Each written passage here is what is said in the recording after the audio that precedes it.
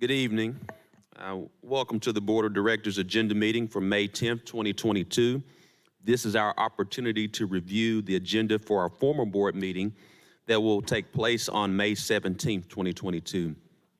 Before we get started with the agenda, we have a few presentations we want to start with on today's agenda as it relates to presentations.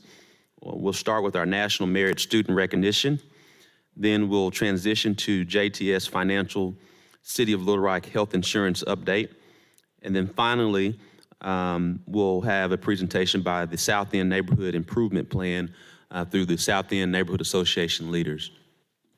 With that being stated, as I just came from outside with many of our National Merit finalists, I want to take this time for members of the board just to highlight the great work these youth and young adults have done in their scholastic achievement, their service and leadership, and true representation of not only the state's capital city, but the state of Arkansas and all that they do.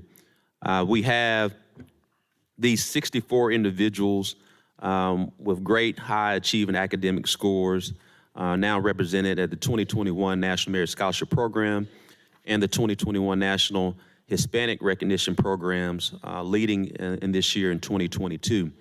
We want to take this time before each of the National Merit Scholars share their name in the school.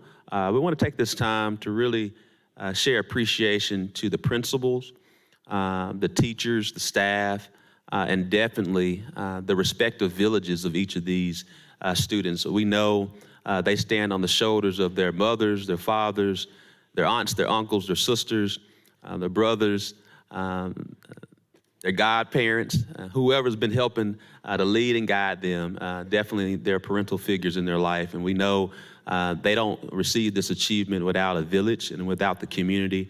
And let's take time to give those individuals a round of applause.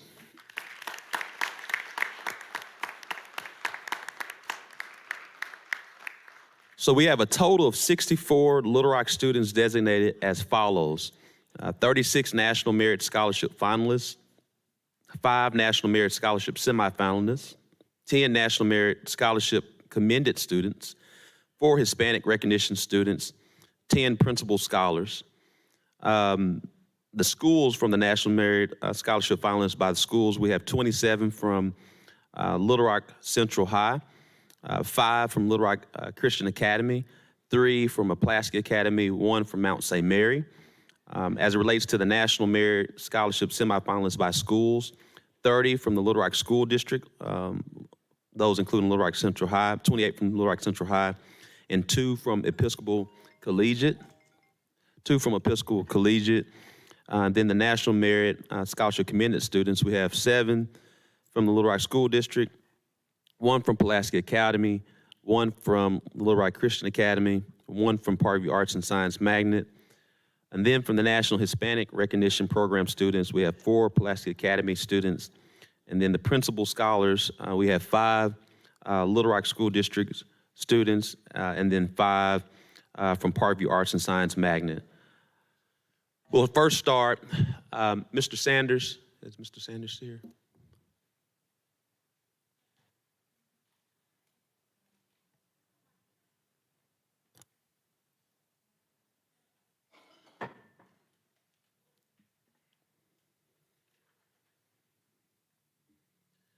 We'll first start, I guess, we'll start with the 36 National Merit Scholarship finalists. If you'll come one by one and share your name in the school.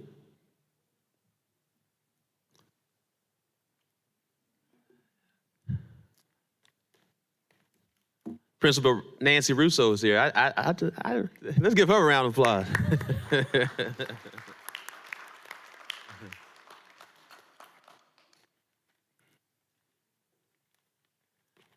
For those who don't know or are aware, she is the long-standing, ever-improvising principal of Little Rock Central High School.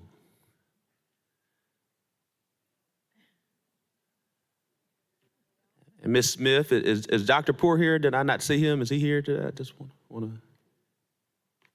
He's on his way. Okay. We want to make sure we recognize Superintendent Poor.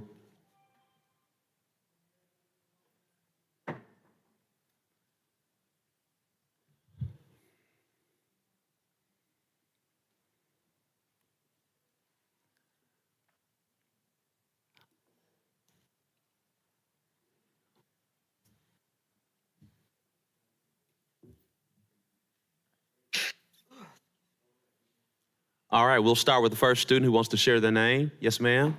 And school. Hi, my name is Sydney England. I am from Mount St. Mary Academy. I am a National Merit Finalist, and I will be attending Columbia University in the fall. All right. Here. Hi, my name is Noah Becker. I'm from Pulaski Academy. I'm a National Merit Finalist, and I'll be attending University of Notre Dame in the fall. All right.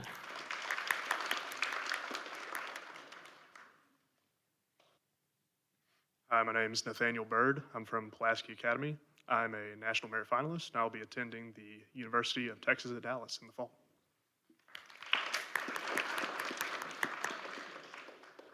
Hi, my name is Harrison McCarty. I attend Pulaski Academy, and I'm a National Merit Commended Scholar, and I'll be attending Georgetown University in the fall.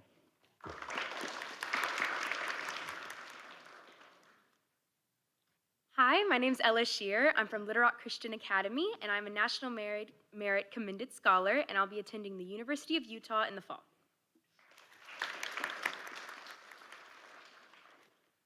Hello, my name is Paul Douglas. I go to Little Rock Christian Academy, and I am a National Merit Finalist, and I will be going to Yale University next year.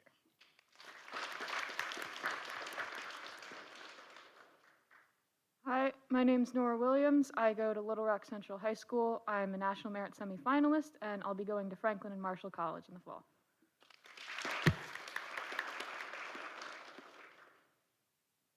Hi, my name is Joanne Hall from Central High School. I'm a National Merit Finalist, and I'll be attending the University of Michigan in the fall.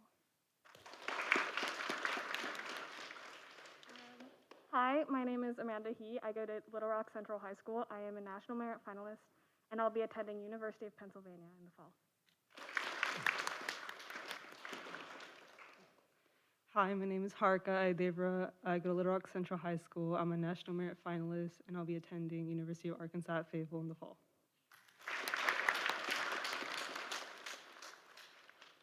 Hi, my name is Shreya Kular. I go to Central. I'm a National Merit Finalist, and I'll be attending Boston University in the fall on a full ride.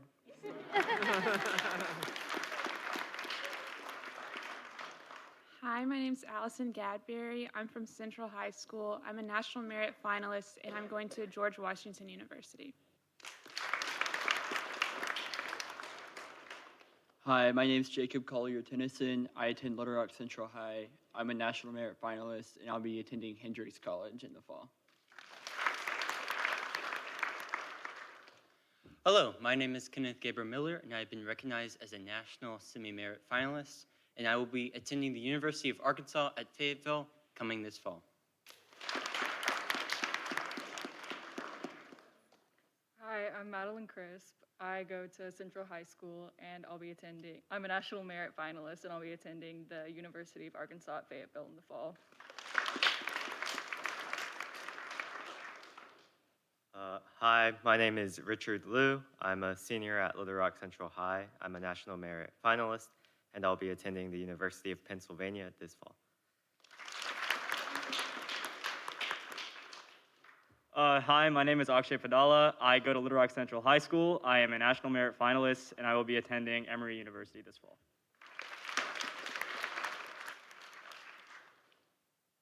Hi, my name is Jerry.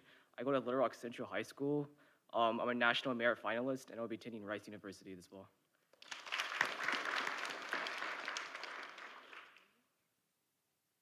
Hi, my name is Andrew Baker. I attend Little Rock Central High School. I'm a National Merit Finalist, and I will be attending the University of Michigan this fall.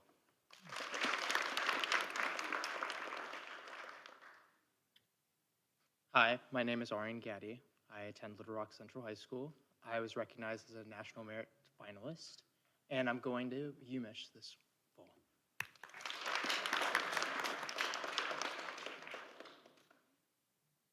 Hi, my name is Nitin Reddy. I go to Central High School. I'm a National Merit Finalist now, and I'll be attending Tulane University this fall.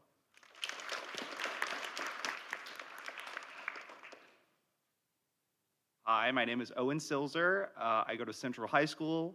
I am a National Merit Finalist, and I will be going to Duke University in the fall.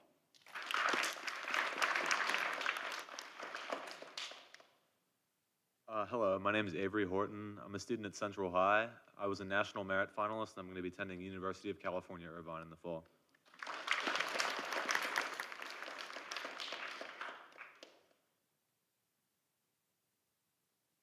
Hi, my name is Leighton Rambolt. I'm a National Merit Commended Scholar. I go to Little Rock Central High School, and I will be attending the United States Air Force Academy.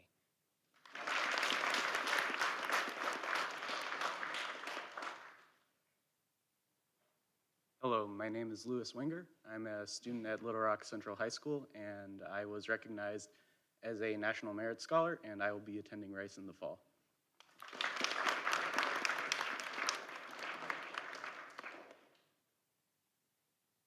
My name is Thomas Hout, and I'm a National Merit Finalist, and I will be going to University of Georgia in the fall.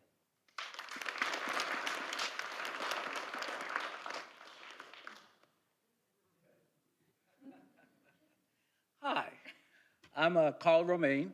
I'm representing William Romaine, my son, who is a senior at Central High, not me, and he is a National Merit Commended Scholar, and he will be attending Yale University in the fall.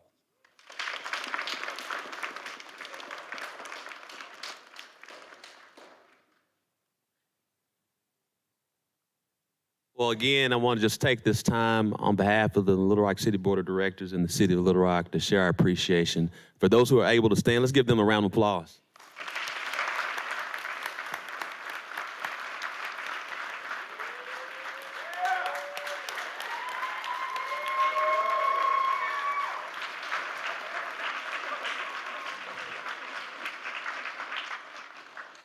Thank you so much. You're welcome to stay if you want. But I'm pretty sure if, I remember when I was in 12th grade, I was eager to go somewhere else. So.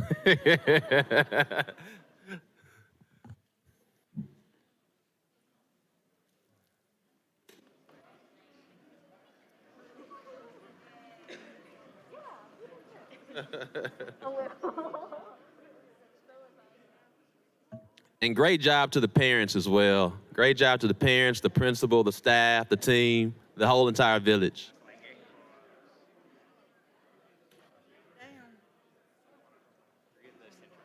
Right, the aunts, the uncles, everybody who played. One decision that I have never regretted. Yeah. What? I have never regretted that decision. It is so hard. I see what these parents go through. Oh my goodness.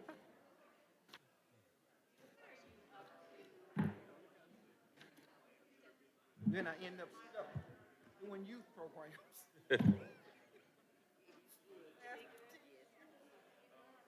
God does have a sense of humor.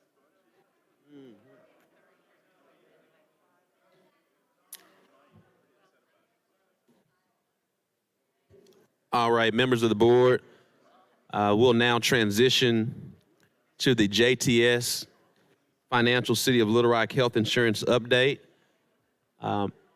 Is Ms. Witherell here? I know I saw Ms. Jenny. Yeah, they probably have.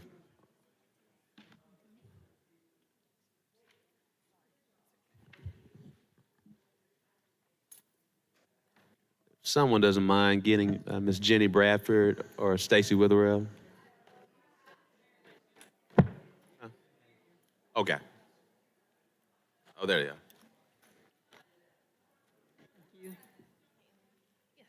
Oh, there you are, Stacy. We're ready. My apologies, Mayor Scott. We were allowing the parents to sit here so that they could enjoy the recognition that their children just received, and that is great. I should have been passing job announcements out as they left, so once they come back from school, we can have a wonderful pool of applicants. So thank you so much for this time. We have scheduled various meetings to come back before the Board of Directors to discuss health insurance, and I have John Starling here from JTS Financial, who is our thank you. Our consultant on health insurance. As you know, we come to you every fall to discuss what the proposal is going to be before the board to make a decision regarding our largest expenditure besides salaries for personnel, So it's very important that we make sure that we do our due diligence. And so I'm going to ask John Starling to come and let you know how the health insurance plan is going and where we hope to go moving forward. And I will pass this to you. Do we have a slide, or are we just going to go with the booklets? And this is going to control the slide.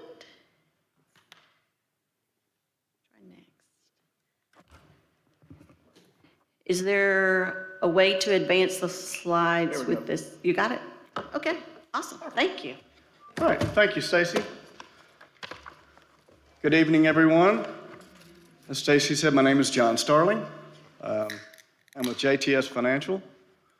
We handle your health insurance and employee benefits. We took over as broker last year. One of the things that we heard loud and clear is we would like to have more information, more insight, try to get ahead of the renewal on the front end so that we know more and we're not waiting till the very end to try to get the numbers out so that we can budget appropriately and know exactly what we have coming. So this was one of our attempts to get ahead of that curve and start, let's see where we are right now. Let's look and see what happened in the past so that we can use that information to try to predict what may happen in the future. As y'all know, we cannot predict claims, but we can use past claims as a predictor of future claims. So if you'll turn to the second page, it says claims versus premium. See if I can move. So if you'll see, this is a representation of 33 months of claims versus premium. So to back up for a second, we are currently with United Healthcare on a fully insured basis. We've been with United Healthcare, and last year they gave us a 4% decrease.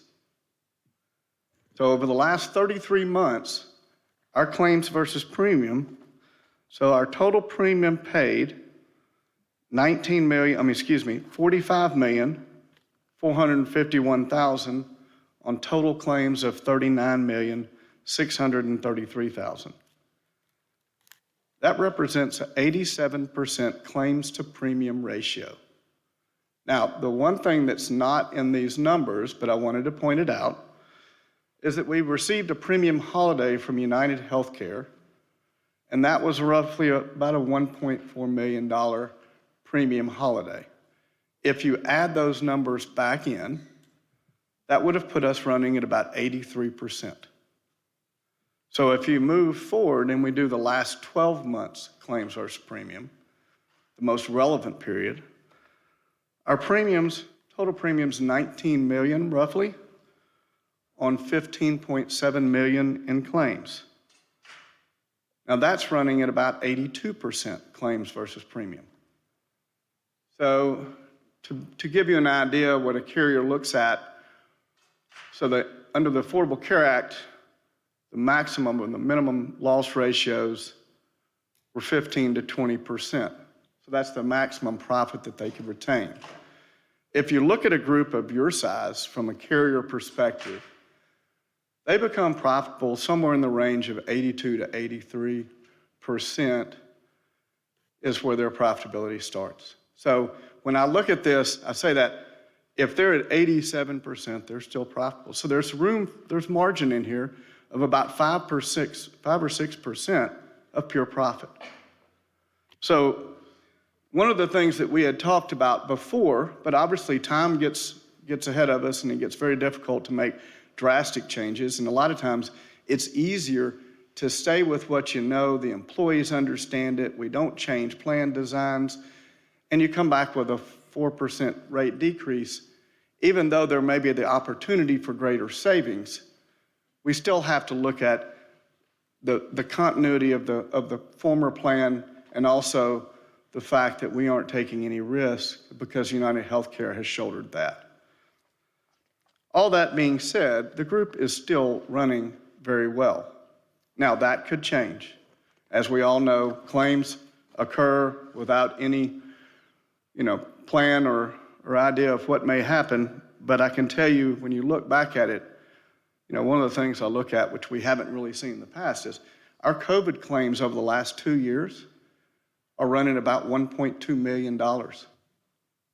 Now, are there other claims that may be lumped in the COVID claims? Probably. But at the same time, that's a whole nother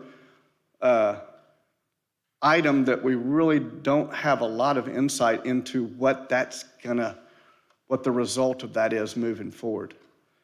So, we always look at claims versus premium, and we always look at large claimants, because large claimants are also indicative of possible future claims, and whether or not these are chronic claims or these are actual acute claims, the chronic claims being ongoing. And so if you'll look at the next page, we've got our large claimant report. I will tell you that I have seen much worse large claimant reports than this. I know these numbers are astounding.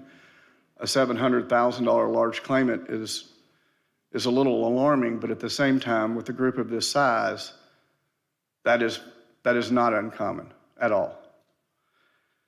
And so when I look at where we've been in the past, I wanted to know, what if we had been self-insured in the past year? Now, when I say self-insured, it's really partially self-insured, because we would reinsure some of the risk to try to make sure that the city was not taking on a lot of new risk that they didn't have in the past. But if you'll look at the next page where it says comparison, and that is this page. Comparison, FI stands for fully insured. ASO stands for administrative services only. So that is a self-funded versus fully insured. So on the fully insured, you'll see that our premiums paid in 2021 were roughly $17.8 million. Claims paid out were roughly $16.7 million, for a total difference of $3.1 million. Now, there are administrative expenses there for United Healthcare, so that is not pure profit to United Healthcare, just so that you know. But had we been self-funded, had we had a crystal ball and known exactly that everything was going to be exactly what we're looking at right here, we would have had $17,800,000 in claims. In premiums. You've got $14,600,000 in claims. The difference there is the $3.1 million. The fixed cost, the costs that are fixed for the administrative services, those costs are estimated at about $1.65 million. Those are based off of our actual quotes from last year. So we didn't just make those numbers up. And then when I look at it, your estimated pharmacy savings by going self-funded and getting the rebates back and receiving some of the spread pricing that's being retained by the carriers would be about $750,000 conservatively. And the net result would have been $2.2 million in savings in 2021. Now, the other potential upsides to being self-funded, as Dr. Compuris knows, is we have the ability to do more to try to control some of our claims. We can't stop claims, we can't prevent claims, but what we can try to do is try to control them.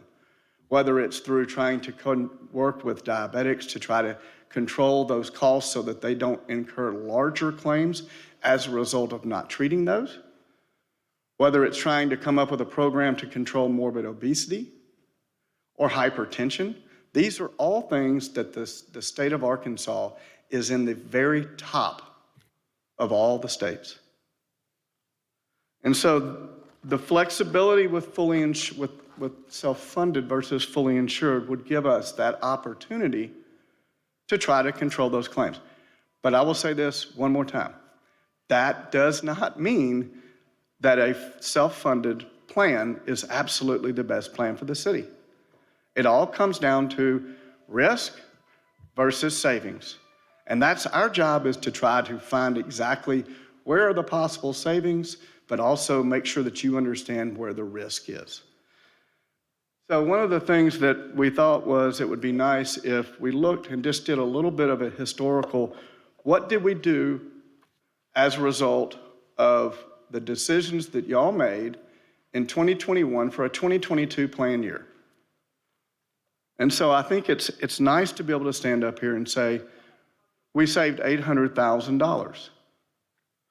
That's not bad. It's not $2 million, but it's $800,000, and it's stability so that we didn't have to worry about these large claimants or not that you would on a self-funded basis. But I've encapsulated here the savings. $700,000 came from the decrease with United Healthcare. We got $35,000 with our employer-paid long-term disability savings. When you shop those out on a regular basis, it's like anything else, competition begets savings. That's what we focus on. The basic life was a $15,000 savings. We got a rate pass for 3 years on voluntary life, regardless of what our claims look like. And then on the life, for individual life plan, we reconfigured that to where it wouldn't go up every single year, because that cost was going to go up astronomically. We moved that to where we levelized that out in 5-year increments, and the net result is about $40,000 this year, and as you can see, it goes up each year thereafter. So I wanted to give you all a snapshot of where we are, but at the same time, I want to point out this. I have spoken with Dr. Compuris on numerous occasions. I have also gotten the approval and the request from Mayor Scott to work with Dr. Compuris now, not waiting until August or September or something like that, to where we're coming to you with the last second with changes. Dr. Compuris and I are actually meeting next week, because we want to go and really drill down into this information to see what we can do to get the information together so that y'all can make the best, most informed decision that is the best decision for the employees of the city and for the city itself. So the last thing that I thought I would bring up, because I know that y'all have plenty of other things to do, would be just a basic legislative update. Probably the most impactful thing that's occurred this year is the No Surprises Act. It's not going to affect the premiums, it's not going to affect the city, but it could have a very big impact on our employees. Because the No Surprises Act was put in place to try to prevent our employees from being billed on emergency services or out-of-network services that they didn't know their provider was out-of-network because the facility was in-network. This is a good bill, in my opinion. It will be very helpful for some of our employees that are getting surprised balance billed that is astronomical amounts. The one thing they didn't do in the bill that I wish they would address a little more is our air evac and ambulatory services, because those services can still come back with a surprise bill that none of our employees can afford. So I'd like to thank you for your time. Know that Dr. Compuris and I will be working on this. Full disclosure, everything that we look at, we will make sure that y'all have visibility to everything so that we can get out in front of this, and hopefully the next time that we come in front of you, we'll have a better idea of what we're looking at and what the risk and the rewards are to either being fully insured or self-funded. Are there any questions? Seeing no, Vice Mayor Hines. So I want to make sure I'm reading the header on this, John. So on the, I guess after the claims versus premium slide, these aren't numbered, so 1, 2, 3, or 4. Page 6, pharmacy report is the large claimant report. I apologize. Right, but it says pharmacy report. It should say large claimant. Okay, all right. That's my mistake. And then, my big question is, when I'm looking at this is, I know the pharmacy claims, when you look at the 33-month, they're 23% of total claims, and when you look at the last year, they're 23%. There's no movement in our pharmacy. And that I know is a huge driver as we go I will tell you that it is shocking because this is not the norm. Our pharmacies are increasing astronomically. The fact that we are level is a wonderful thing. The specialty drugs are absolutely ruining the health plans for a lot of our groups. And it's forcing us to take steps that are very labor intensive. They can sometimes be intrusive to our employees, but at the same time, if all of a sudden your pharmacy goes to 50% of your total medical spend, you get to a position to where you have to take those necessary steps. We are not there, which is that's a wonderful thing. And then give me the acronym for the VGTL conversation. I'm sorry, I hate all these. I know these acronyms are confusing. So On the savings moving forward. So the VGTL is the Voluntary Group Term Life. Okay. And so what we had, or what we inherited, was a individual universal life policy that was being funded at the minimum by the city on an annual basis. And an individual UL policy, every year you get older, the cost of insurance goes up. Right. In fact, it goes up monthly.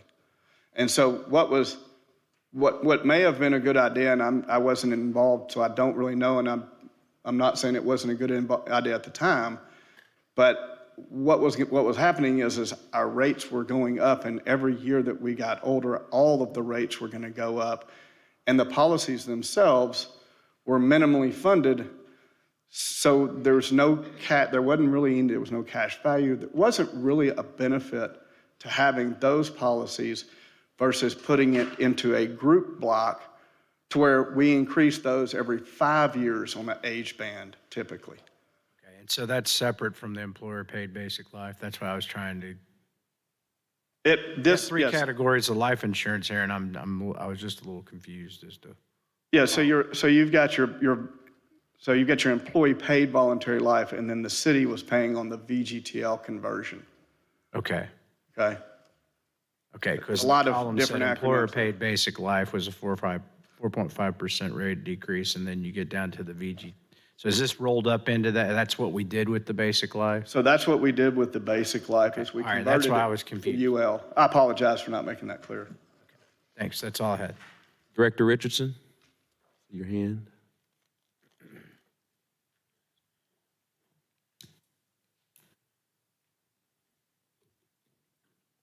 All right, yes, he's not there. All right, we'll transition to the South End Neighborhood Improvement Plan presentation. Thank you. Director Richardson, we called on you. Did you? I'm sorry. I'm at a grant program at the Whetstone Boys and Girls Club in Southwest Little Rock, and it ended later than we anticipated. So I'm just joining in. Who's at the podium just now? Who was speaking when I tuned in? I'm just now tuning in, and we have a program we just concluded. They ran a little bit longer than we thought it would run. So who just spoke? That was John Starling. He's the CEO of JTS Financial, our lead health insurance consultant. Okay, I'll watch it tomorrow to see what I missed. All right. Thank you. Thank you, Mr. Starling. We appreciate you, Director Richardson. Thank you, Mayor. All right. We'll now start with the South End Neighborhood Improvement Plan. Ms. Jeffries, will you be leading off, or? Here, Mayor, if I could, and members of the board, just let me say that, of course, we all know that a city is only as good as the people that live in it. And a city is really great when we have active, engaged volunteers. And that's what we have here today. When I first got on the board back in October, Ms. Jeffries contacted me, sent me the South End Area Improvement Plan from July of 2004, and then sent me the one that we currently have, one from 2021. So they are really engaged. Certainly, reaching out to me, I can tell you that I hear them loud and clear. And I had the chance to... That'll serve you well. It serves me very well.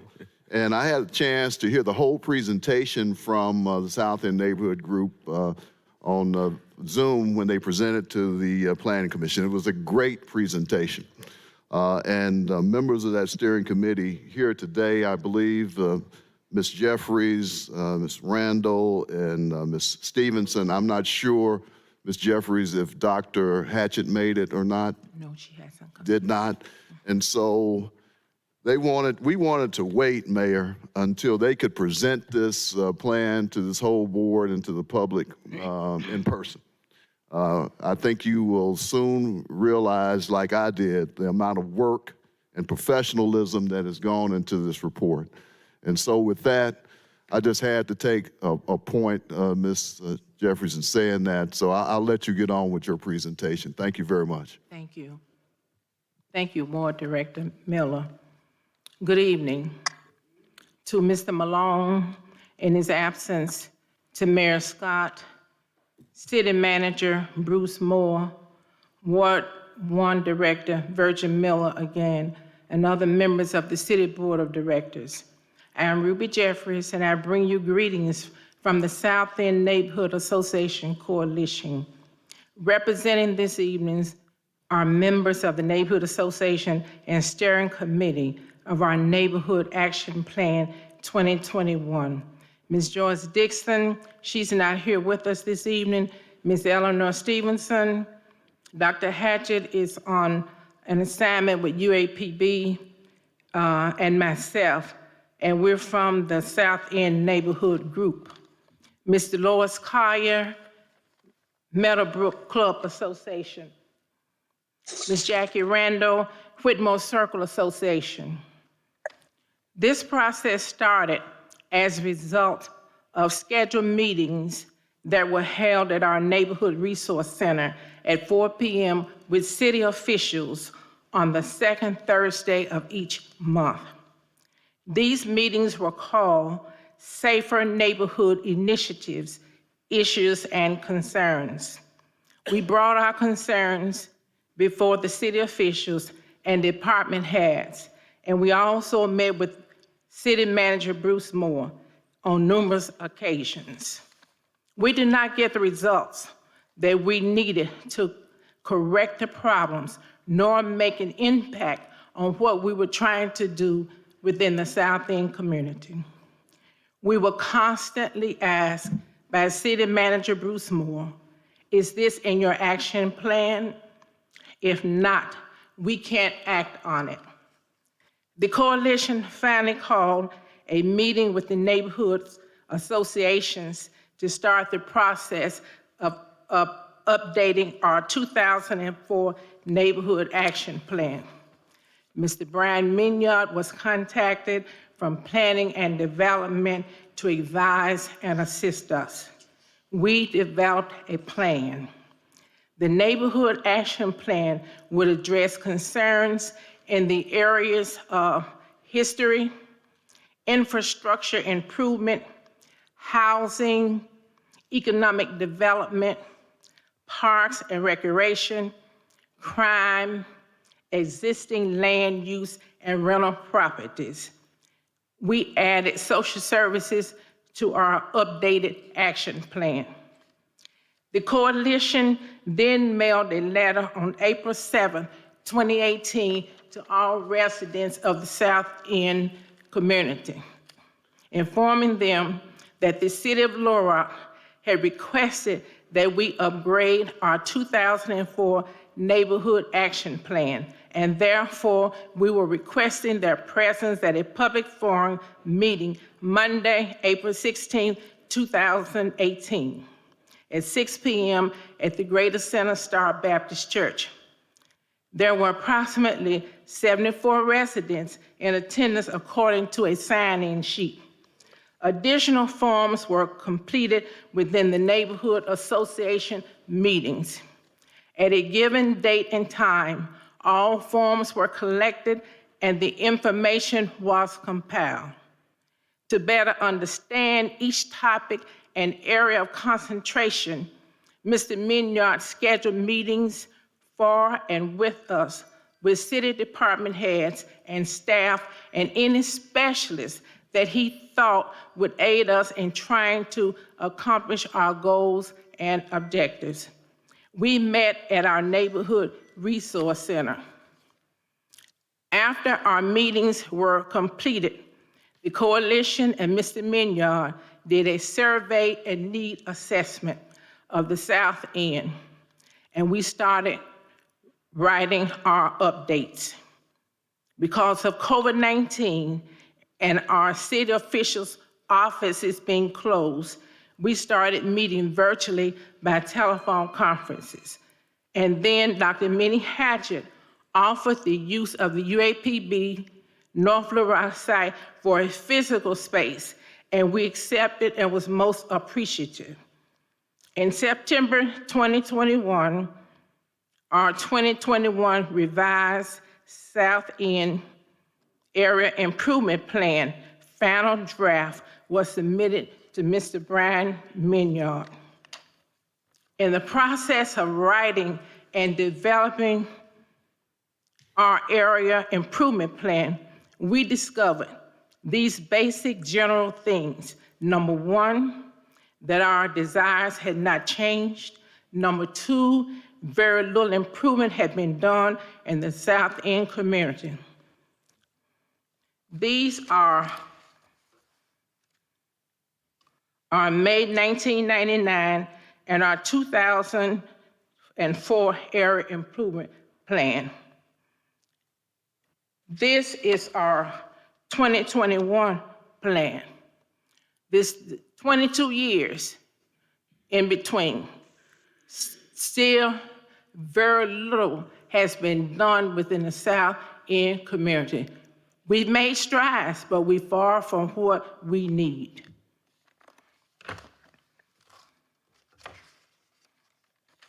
We started working on this area improvement plan April 2018. It ended September 2021. It took us approximately 2.5 years. We would like to give special thanks and acknowledgement to Mr. Brian Minyard for his invaluable services, professionalism, patience, tolerance, and commitment in making sure our plan was completed before he retired. Acknowledgements to our late ward director, Irma Hendricks. She did not get the opportunity to view the action plan draft in August 2021 and was pleased with the work we had done. She did get the opportunity to view the action plan draft in August 2021. And she was pleased with the work that we had done, as per a phone call from her. Her concerns were, do we want the same type of book? Will the pictures be in color? And she then stated that her major concern was trying to get the book paid for. And she would be working on that, trying to find funds to pay for the book. Every draft we received back from Mr. Minyard, Director Irma Hendricks received a hard copy in her home resident door by 5 p.m. And before 10 p.m., she had phoned me for praise and/or discussion. We do acknowledge that some of our goals and objectives are being worked on and some completed. Mayor Scott discussed some of our goals and objectives in the Ward 1 Town Hall meeting that was held at Dunbar Community Center on April 25th.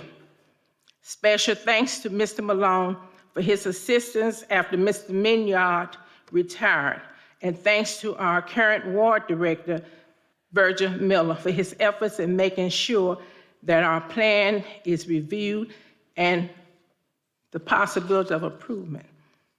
We thank Mrs. Eleanor Stevenson for editing our work and getting it back to Mr. Minyard.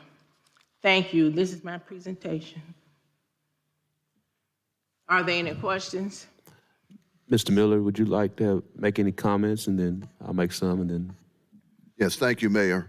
I just wanted to say how much I appreciate Ms. Jeffries and the whole South End neighborhood group and groups that participated in the plan itself.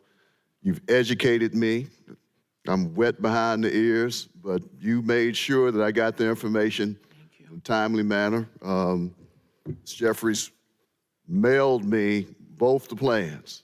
And the thing that she wanted me to point out, Mayor, to you and to the members of the city board, she said, pretty much you can take the date off this thing from 04, put 2021 on it, and a lot of it is the same.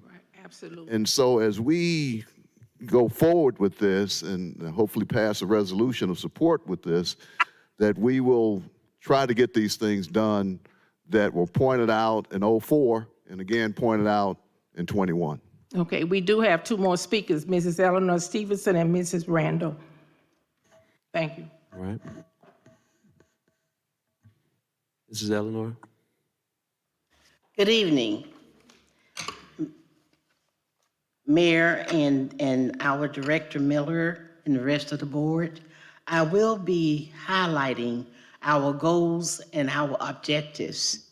Some of the highlights will be concerning the housing tenure, the infrastructure, parks and recreations, the economic development, and social services.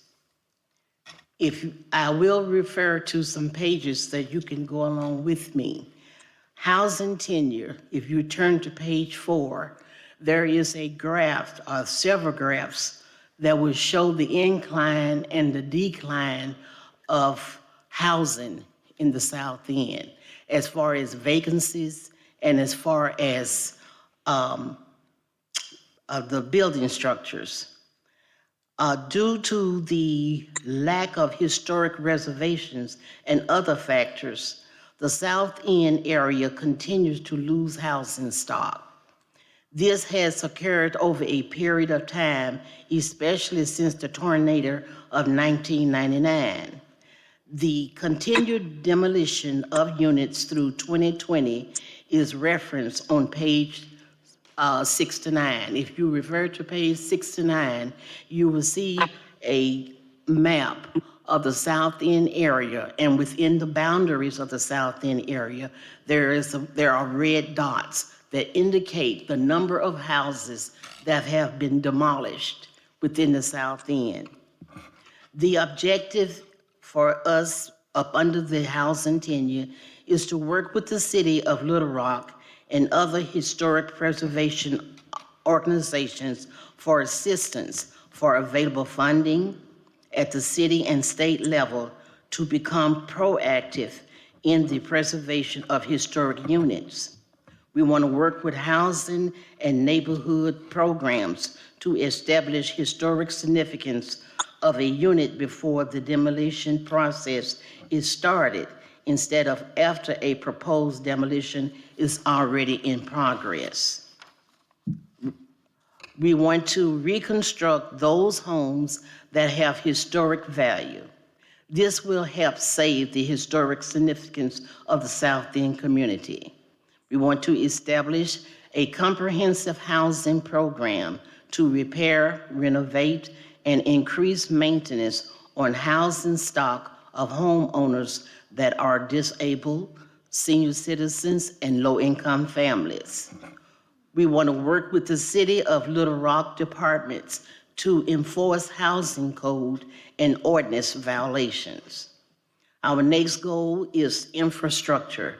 If you would turn to pages 11, 14, 15, and 16, you will notice that flooding is a #1 priority and continue to be a problem throughout the South End neighborhood.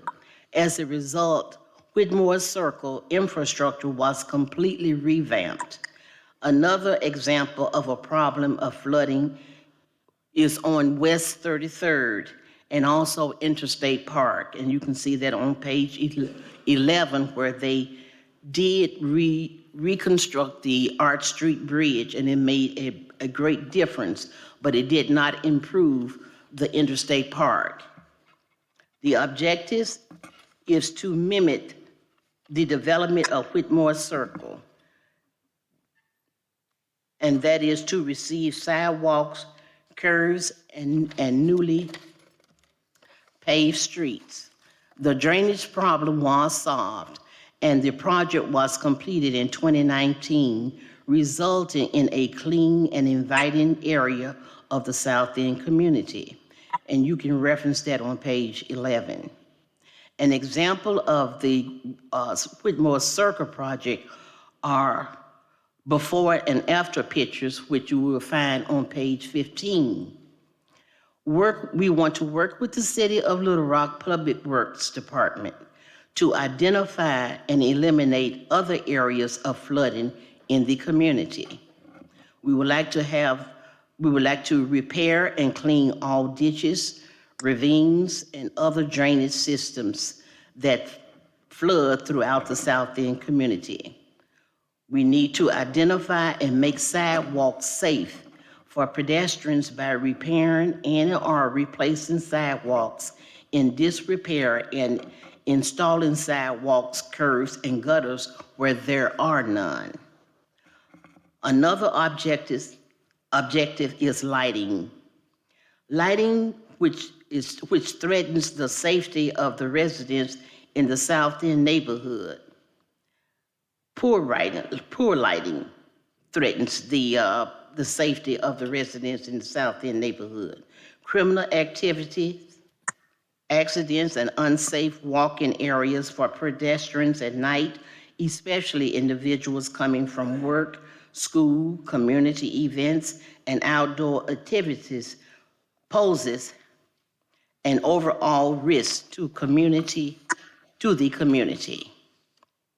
Another objective is a complete analysis need to be done by the City of Little Rock and Entergy to correct and improve the lighting system throughout the South End neighborhood.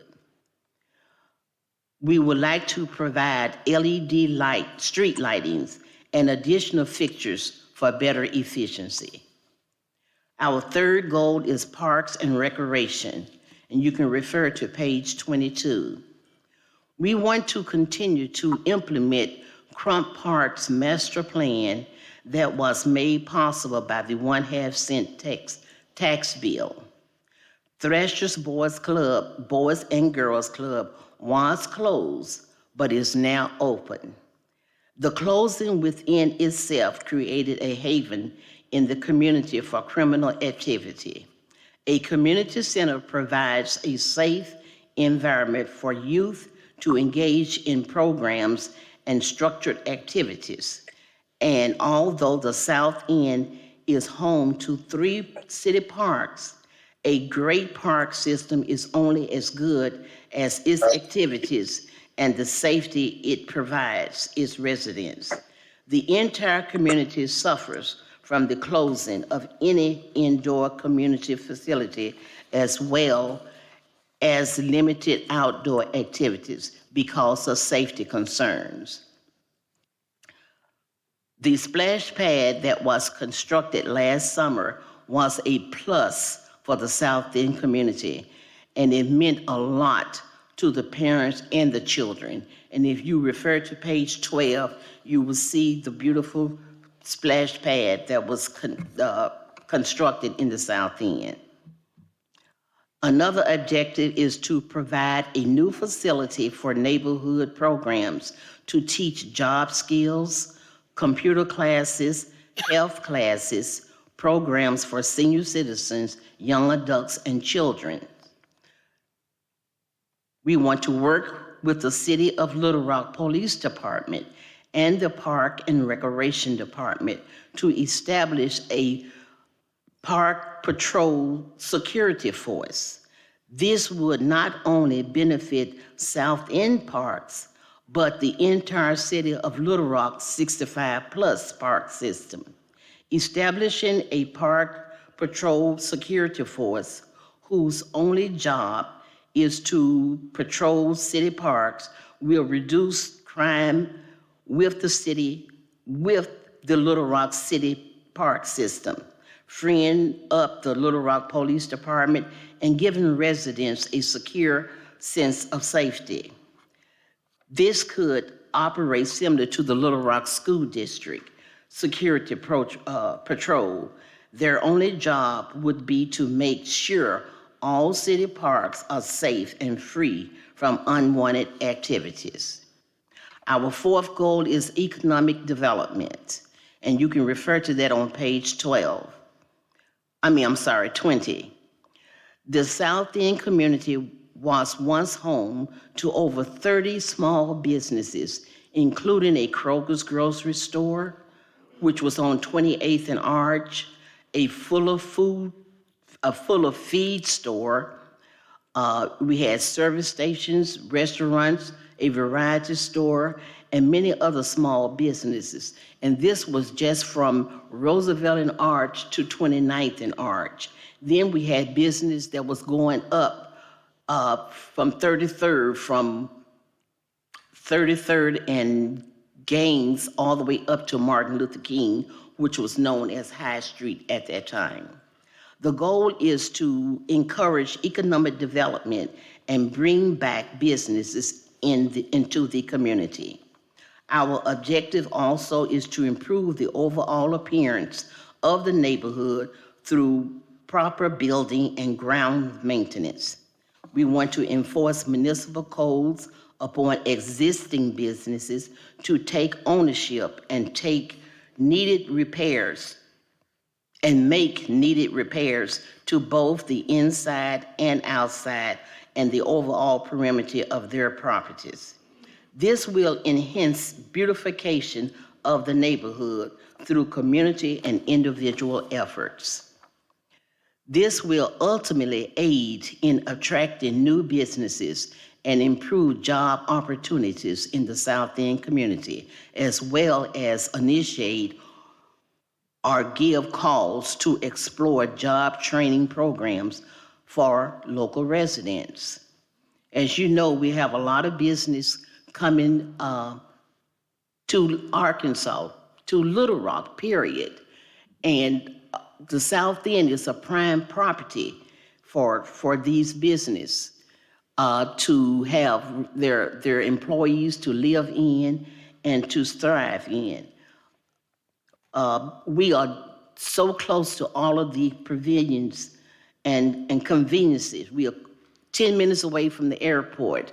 We are 10 minutes from the train station. We are 15 minutes from the major hospitals. So we are in a prime location that it really need to be upkept so business will feel good to bring their business to Arkansas and to Little Rock and possibly have their employees to live in. We have social services is our fifth goal. And you can refer to page 26. And if you will refer to pages 20, the objectives for bullet 1 and bullet 3, as they overlap in providing community services and to encourage economic development of the community to provide community services. We want to attract new businesses to the South End community. There is a need to develop a health and wellness clinic that will serve as a location for developing life skills. In the end, we can redevelop the South End community if the community and the city of Little Rock work together in implementing the goals and the objectives that are provided in our plan. Thank you. Are there any questions? Ms. Eleanor, I think we're going to wait for Ms. Jackie Randall. Okay, thank you. Thank you so much for sharing. Good afternoon. Good afternoon. I'm here. My name is Jackie Randall. I'm a member of the Whitmore Circle Association, and I am the spokesperson. I work with the coalition in conjunction with performing this plan. I'm here to talk about preserving the history of the South End as well as implementing change and improvements. It hurt me so bad when I found out that so many houses that were torn down before we really realized what the extent of the history was. We didn't know. And when I first moved over here in Little Rock, I saw these huge homes. I came from North Little Rock, so when you look at something that's strange, and I'm an architectural person, I thought, this is wonderful. I would like to have one of those. And then I saw all of them go down. That hurt me. Who lived there? Why were they there? Who stayed there? Well, when the baby boomers started moving out and the children started coming in, they got where they couldn't take care of those. So they vacated them and they became vacant lots. So I asked Mr. Minyard a question about the history of the South End. What is the history? How can we get them to understand that history is important? Preserving the history of the South End. When I first moved over here, I didn't understand neighborhood getting together. I came from a close neighborhood, so that was my biggest fear. And I saw where I lived.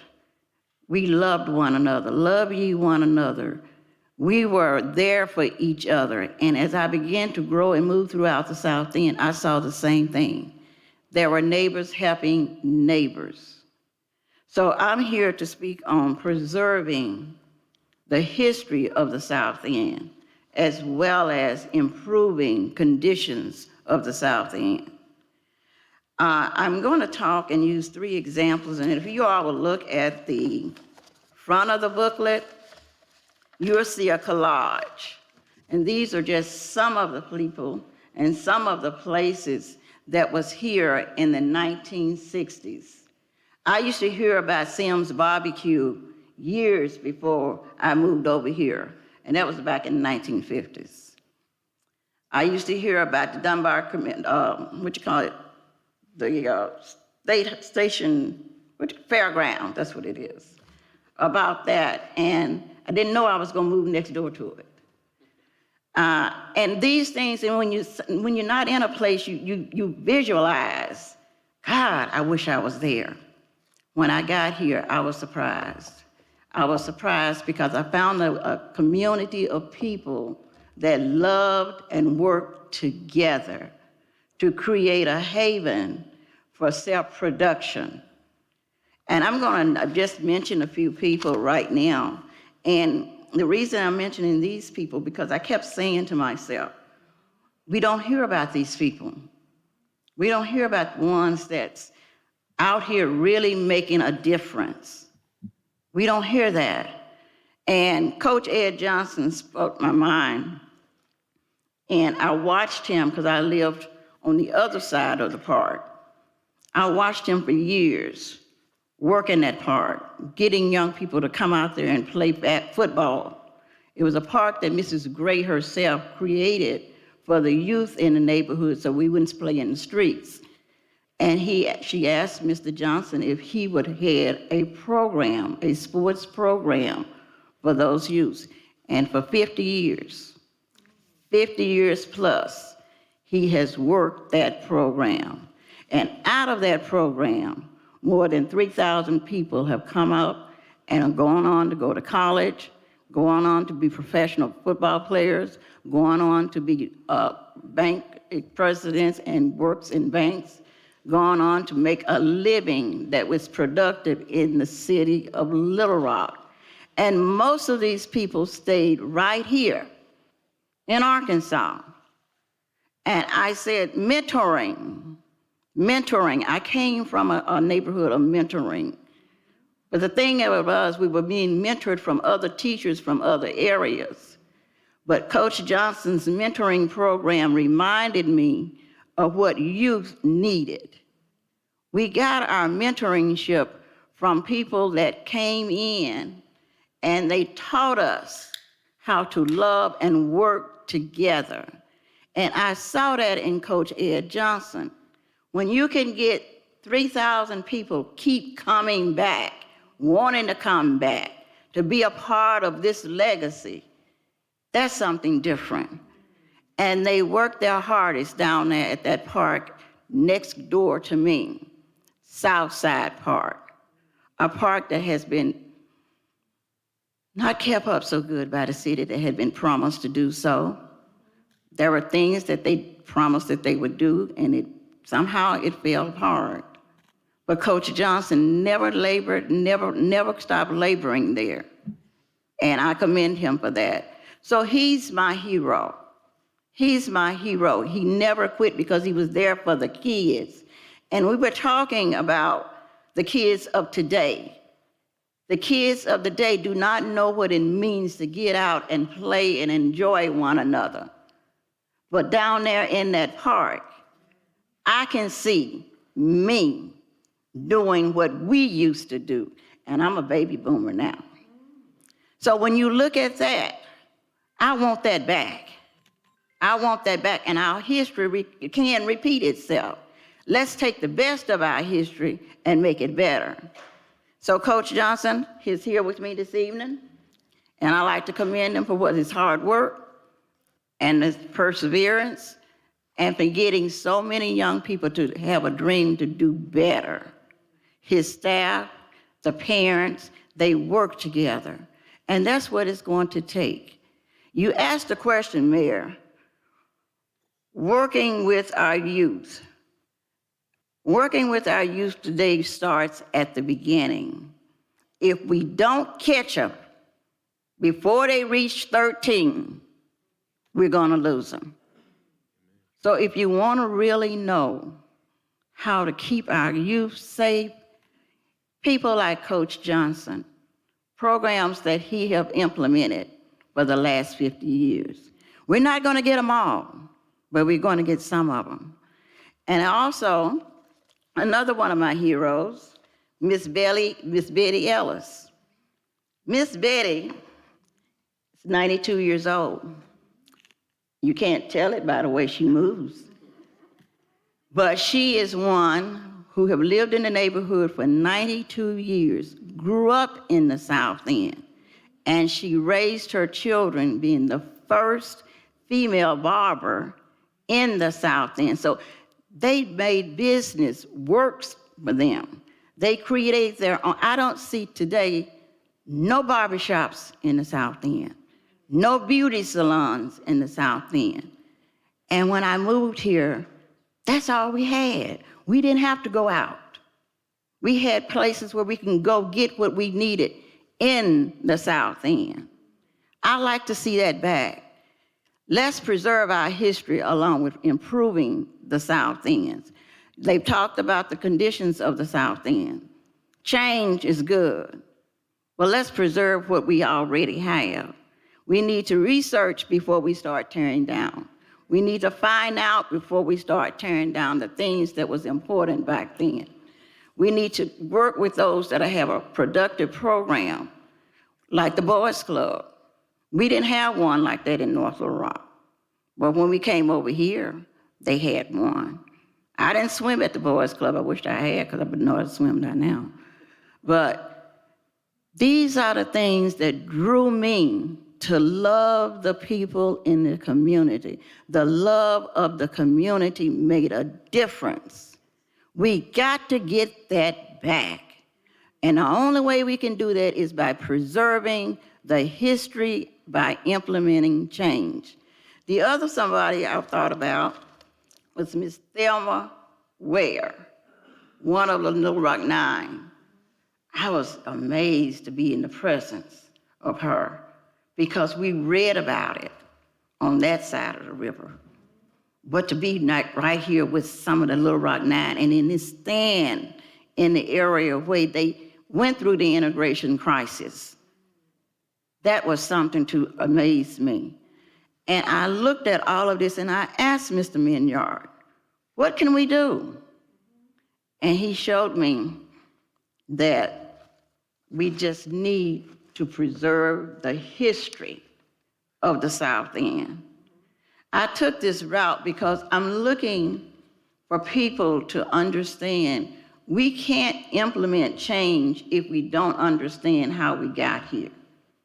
And our youth of today is not getting that.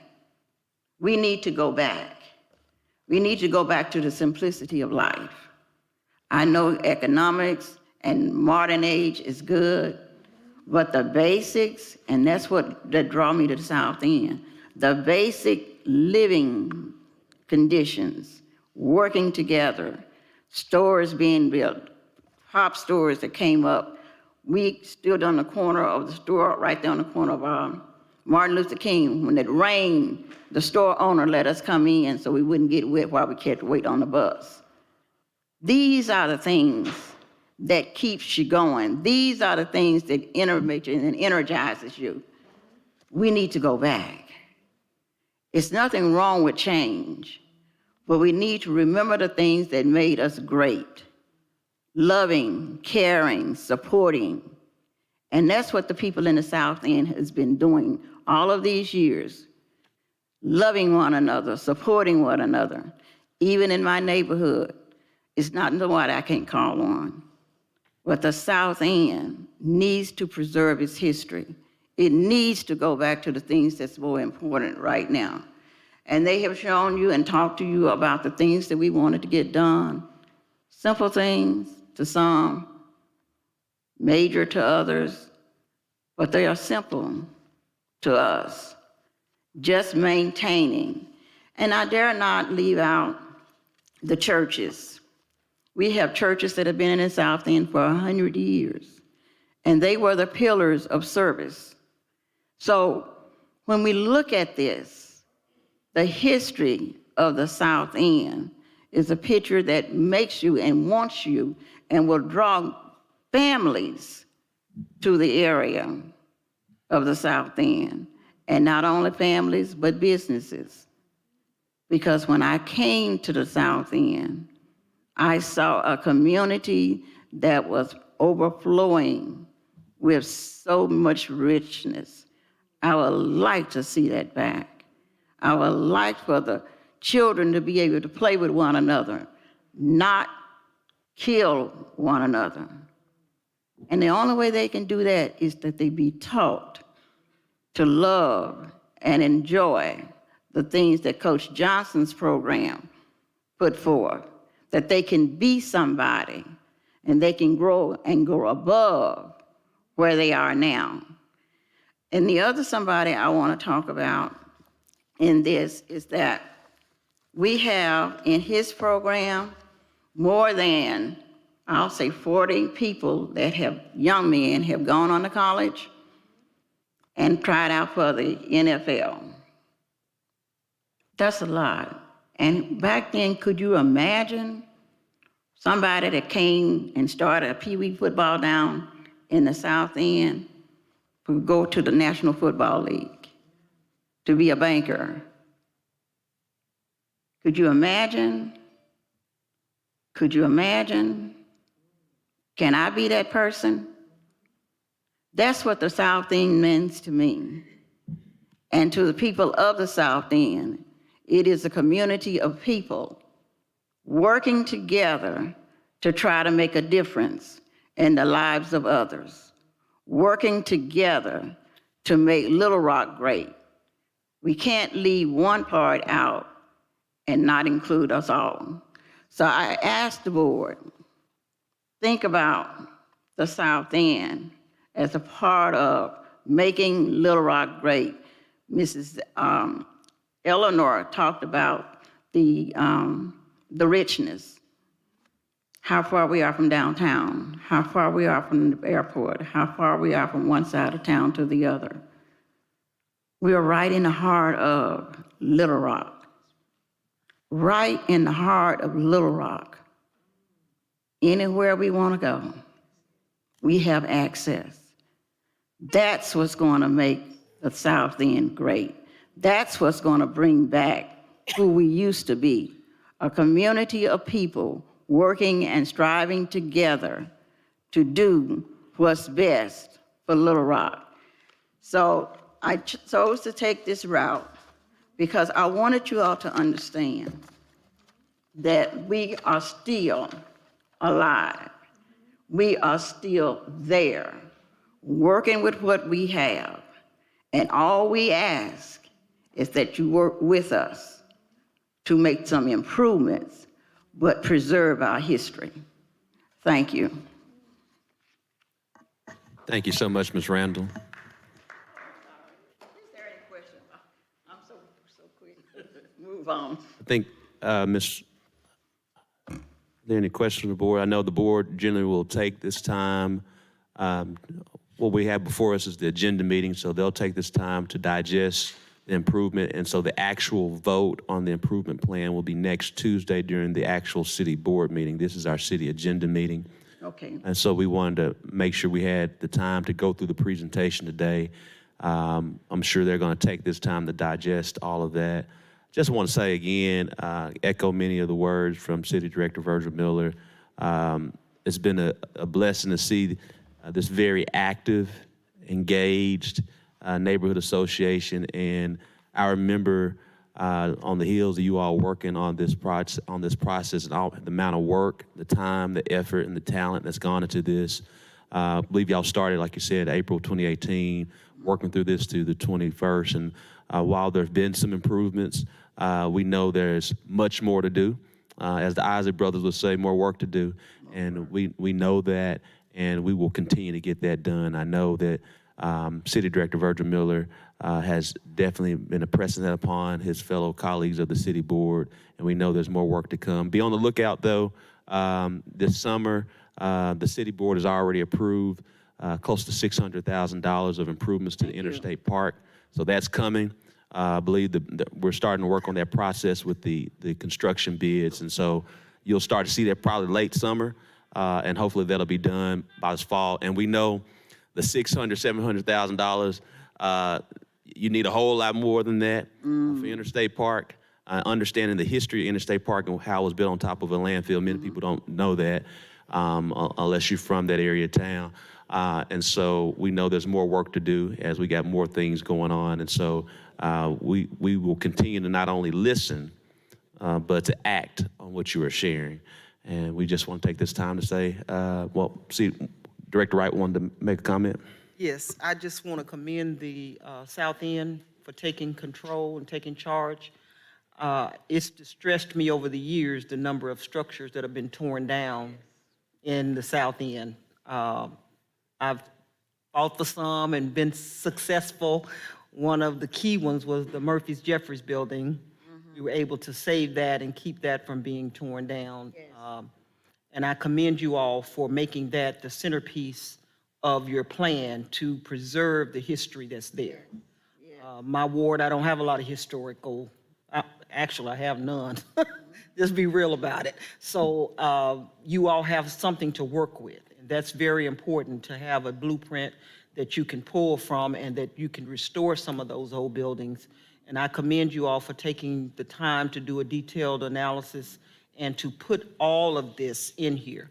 It's a lot, but these plans have to be a lot because there's a lot there. Yes. And I just want to let Director Miller know that if he needs me for anything, especially when it comes to historic preservation, I'm there. I hate to see us tear down our history. Yes. I'm a big history buff, and I love looking at historic homes, and that's one thing you all have, but you've lost a lot. Yes. So I would like to see or encourage you all to come up with some type of design plan so that if structures are built back on those vacant lots, they can be historically accurate to what was there, so that would give you some cohesiveness in your neighborhood. Yes. But you all know what you want. You've been very clear about that, and I just commend you for the hard work. Thank you. Thank you so much. We do appreciate you all. If you all want to continue to stay, if not, we understand. We're going to continue on with our agenda. Thank you. But we'll see you next Tuesday. Good to see you, Ms. Randall, as always. Full disclosure, she helped raise me at Greater Second Baptist Church when it was on High Street.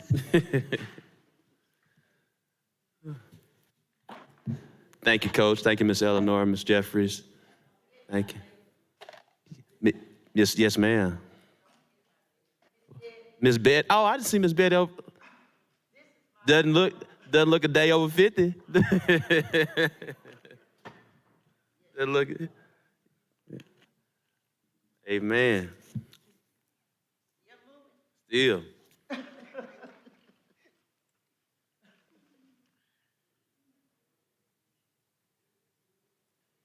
Members of the board, we have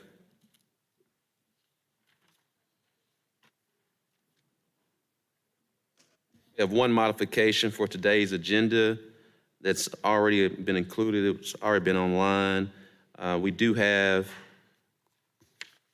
the board communications that was sent out, but what we want to do is have Ms. Stacy give a presentation, and maybe, if needed, City Director Linehan. But Ms. Stacy? Yes, thank you, Mayor And Scott. before she gets shared, I know the city attorney was working on the ordinance, but essentially this is going to be the content, and we'll get that out to you tomorrow. Mayor Scott, Board of Directors, this modification is to address ensuring that all current employees and all future employees will be hired in at a minimum of $15 an hour for our non-uniform employees. Currently, you may notice that we are having difficulty in filling jobs, so we are making this proposal so that we can ensure our full-time non-uniform employees are making a minimum of $15 an hour.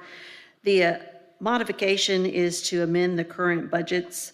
This cost will be approximately $297,000 spread across 3 funds: general fund, street fund, and the waste disposal fund for the remaining 7 months of the year. So again, we feel like it is important to raise our full-time non-uniform employees to a minimum of $15.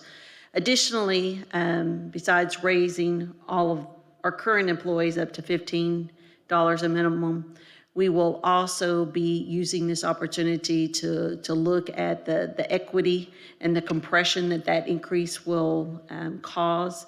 So we will also be adjusting other incumbents that are currently making $15 or more to ensure that we are maintaining equity among our compensation plan. But the board of direction, the board communication will that will be sent out, will detail what the cost impact will be to those 3 funds. Vice Mayor Hines? So this is just a direction where it's not to comply with the state minimum wage law, correct? Correct. Director Adcock? Yes. Stacy, the people who are now making, say, $15 an hour, what would they be raised up to? We will utilize our equity review policy. We will look at their work experience and education, and then we will adjust their salaries according to what their equity score is.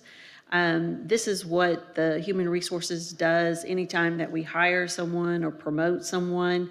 We look at what their education and experience is compared to what our current incumbents are, and then we make sure that their salary is comparable to like individuals so that people with a similar score will be making a similar salary.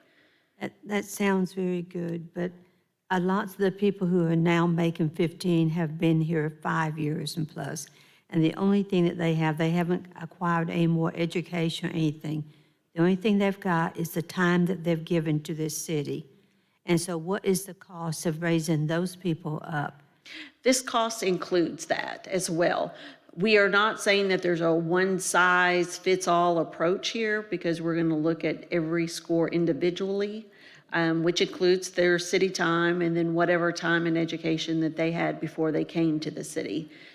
We have a policy that's very specific so that we ensure that there are no opportunities for salaries to be judged on anything other than what the employee has in the way of education and experience. And how far up will you go? Just the people at the $15 level, or do you go on up to people maybe at the $20 level? I don't see that we will go up to the $20 level. What we will look at are the current incumbents in those grades of the employees that are going to be impacted. There are logical bands of scores, and we will see at what point the current scoring of employees will accommodate that additional increase. But it's not going to be a one-size-fits-all where we're going to say, okay, you know, the average increase is 5%, so everyone's going to get 5%. We are looking at each individual increase and where they are currently in our compensation system. We have other employees not in these 3 departments that you've mentioned. And what about them, such as the animal services? We have looked at everyone, and they are in the general fund. So if they are below $15 an hour, we will bump them up to $15, and then, of course, we'll look at the remaining income. They do not have to fall under waste disposal or any of these others. It's general fund employees, it's the waste disposal, and the street. We've looked at everybody, and these are the only 3 funds that will be impacted by this increase and these adjustments. And how many employees would this involve? It's the initial review is going to be less than 100 that make less than 15. But when we start looking at the incumbents that are already making $15 an hour, that's going to grow and be more like 200 employees that will receive some type of increase in total. And how soon will they see this on their paychecks? We plan, pending board approval, to make this effective June 4th, 2022. Thank you so much. We need to do this. In today's economy and everything, we need to, our number one asset as a city director, I see, is our employees. Well, I would like to take the credit for that, but it was really Mayor Scott and his office that asked that we do the research on this and come up with what the costs would be. So the credit goes to Mayor Scott. Thank you very much. Mm-hmm. And members of the board, pending your approval, the credit goes to you. And so this truly is a team effort, and we know this is something that's good for our team members. And also, we recognize, too, you'll hear certain times that Director Witherell will share about compression. And so there'll be some expansion because of, as Director Adcox, you shared, there are some employees who may have always been at $15 an hour. They'll get bumped up there'll be a ripple effect as well. Another case in point is when this board approved the $18 an hour for the CDLs to be competitive with the CDL drivers. There were individuals who may have already been making $18 an hour. They were existing, and so we had to, because of equity, expand that as well to not penalize them for already being an incumbent and already being here. So this is going to be a big win for our employees and help us, too, to continue to compete. As we all know, whether you're in the private sector or the public sector, it's a challenge with hiring. And so we will be leading the way as the state's capital city in this effort for this minimum standard. Mayor. Thank you. Director Wright, thank you. Yes, ma'am. I want to thank you all for this effort as well, Mayor and HR department. Over the years, I've brought to Mr. Moore's attention staff that I've encountered that were grossly underpaid. So I appreciate this effort for these employees, but there are some employees in our Parks Department that are not making what they should make. And I would appreciate it, Mayor, if you would look at the welding category. I had a young man. You said welding? Welding. Yes, I had ma'am. a young man approach me, and he said that there were employees that had started since he'd been there that make more than him. Yes, and things of this nature I find disturbing because I know welders are in high demand. And if we lose what we have, that's just going to hurt that department.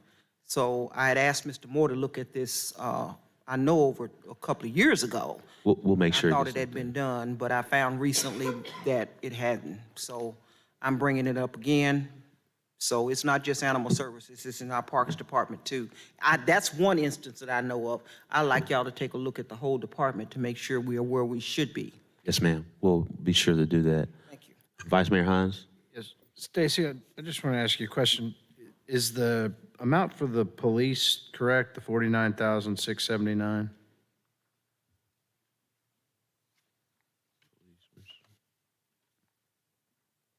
On the fiscal impact that y'all just gave us? I'm just curious because I didn't realize we had that many non-uniformed I'll let Sarah. employees. I was going to say, I took the worksheet that Stacy's group pulled, and there are a lot of non-uniform employees in the police department. Because it's bigger. I would expect to see the numbers in the street fund and waste disposal. I would not have expected to see that number to be that big for the police. Well, and as the mayor said, the waste disposal, we did a lot of adjustments last year to bring all the CDL drivers up to, was it 18? Yeah, and Vice Mayor 18, Hines, so- I think at the numbers, basically, we're budgeted at $594 for our uniform officers, but actually in the police department, somewhere around 700 employees. Okay. Yeah. Thank you so much. All right. We'll now move forward to board members. Any questions on items 1 through 8? Director Wright? I would like a presentation on 3, resolution number 3. Resolution number 3 Bowman and Canis Road improvement. is Mr. Honeywell in the back. Jamie, he is. I was going to ask you to bring back some of your public works chops if I couldn't see him. Do it. Once an engineer, always an engineer. There's a little delay when you're watching it on the screen. I apologize. So item number 3, the Bowman and Canis project, is that what the question is about? Director Wright, this is a project that we've been working on for some time. It will do improvements to the Canis and Bowman Road intersection. It will finish that out. It will also finish Canis headed west where the project was ended several months ago, where that was completed. And then it will also improve Bowman Road south to Cherry Laurel, I believe is the street just before the curve around the hill. This is widening, right? Yes, ma'am. It'll be widened out to 4 to 5 lanes. All the turn movements at all the intersection will be built out to capacity. Everything's going to be done. So this will maybe not alleviate it totally, but it will relieve some of the stacking. Yes, the congestion that occurs on Bowman as you come north to Canis, this is going to highly improve that situation. Okay. And this includes the funds that we got from the state or from the Fed? Yes, ma'am. There was some I think there was highway department money that through Metro Plan that we got towards this project. And then we're also working on potentially getting some more grant funding to help offset the cost of this project as well. We're working on that currently. I know the people that live in that area will be greatly pleased, but that also leads me to Bowman and 36th Street, Mayor. That's why I wanted to make sure that we have a plan to address that area before we get the development started going there and the traffic begins to pile up. And it's taken, I've been in Little Rock since 1987, and this Bowman and Canis intersection has been a problem all these years.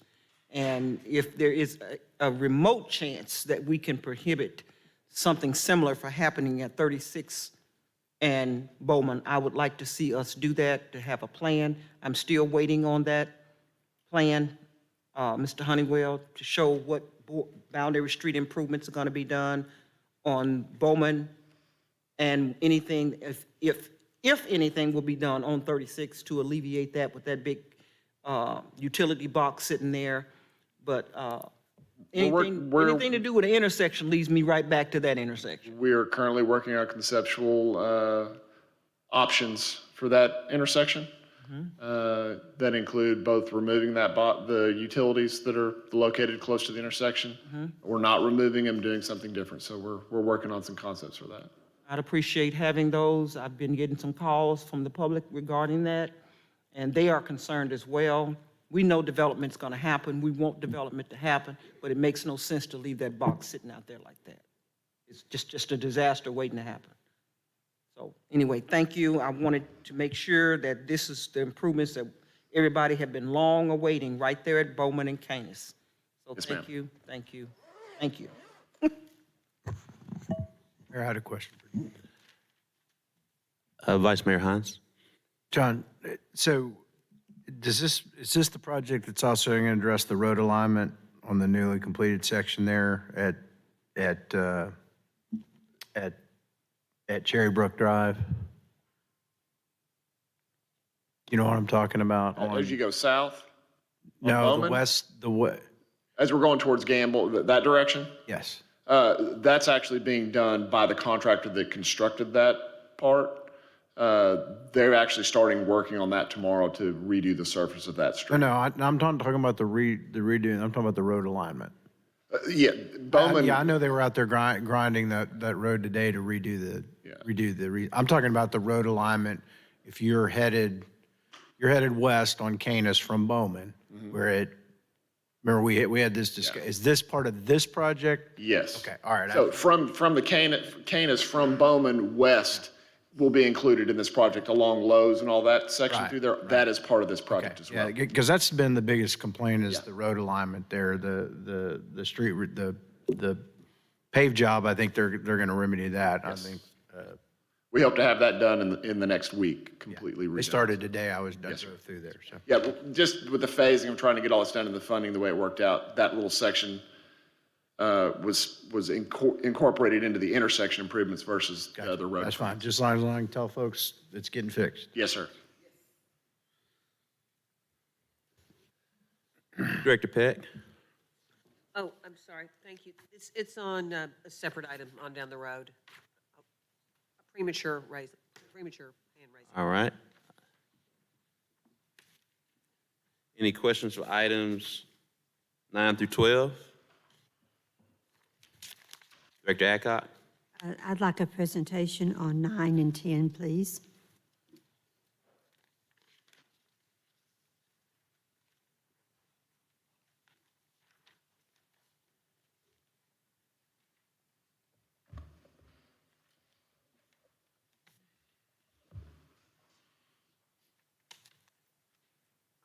Mayor, Vice Mayor, members of the board, Director Adcock, this development is out in our extraterritorial jurisdiction. If we could bring up the zoning map, it kind of give you a little bit larger view of what's out there. And both those items are the same. The land use is needed to change because right now the property is considered residential low density. But if you look at the zoning map right there at the intersection at Lawson Road, there's already commercial that has been approved. Just to the east of that is commercial, and also to the west of it is planned development commercial. What the applicant is looking to do at that location is they're wanting to build storage for their storage for the property. So it's private storage for that one. So at this point in time, there's not a site plan or anything that's associated with it. We just looked at it for the use of the property. At the Planning Commission, there was 2 individuals that come and spoke against the development of the property. One of them, I believe, was located on the south side of Lawson Road, and the other one was located north adjacent to the property. I believe the one on the south side of the road had an existing commercial facility, and if I'm not mistaken, the one on the north side, they had I think it was more of a farm-like business that was in operation. And the Planning Commission voted for and passed this for it to present to the board for approval. Right now, Mr. Collins, they're planning on building one building, But once we change this to commercial, then they can do whatever they want as long as it fits in commercial, correct? Yes, on the C3 zone. Are those residential houses across the street from this property? Yes, there is. All of it is residential? But the intersection is going, like I said, commercial property. This one reminds me of Sibley Hole Road that we're going to talk about in a few minutes, because once they get that commercial, then we no longer have a say in what goes on that property. And right now, they may say they're wanting to build just a storage building for themselves. But, okay, that's what I was wanting to know. It's just a storage building now, but it has commercial zoning. Yes, the adjacent does have commercial. The current zoning of this one is R2 because it when brought into the extraterritorial, it's the default zoning unless there was specific zoning requested and approved at the board at the time. How close is the city limits to this? I'll have to pull the distance to the city limits. Our extraterritorial jurisdiction stops at Lawson. Is there I think we had another exhibit, I don't know if it was in the write-up, that actually shows that area south of the property is not zoned. Do you know if this is closest to Ward 6 or 7? I'll have to get that information.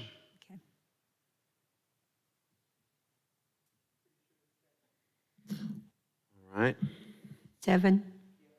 Okay. we'll get that information. Okay, well, if you'll get that information for us. Yes, please. ma'am. Thank you. Any questions for items 13 through 16? Director Peck? Thank you. I'd like a presentation on 13.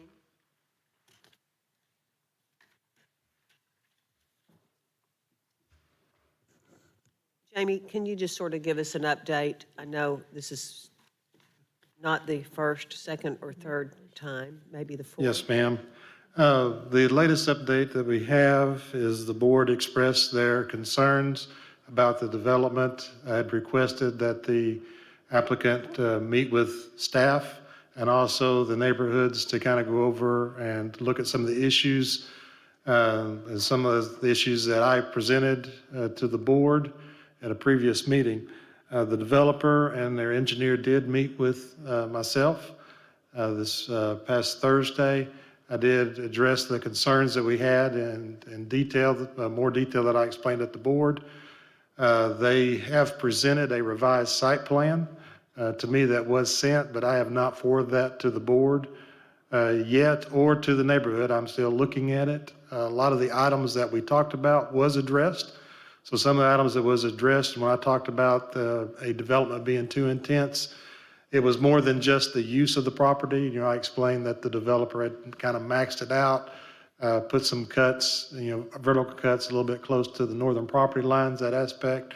They did pull those back away from the northern property line. They did change the open cuts to a retaining wall aspect to get more safety adjacent to the cars and also for erosion measures. And I was speaking about subsidence or that cut sloughing off a little bit. They also reduced that drive in the back. They had width that would be 3 lanes of drive in the back in one way. That was a little confusing. So they did reduce that. I did also talk about just the labeling of the use. I think that was a question.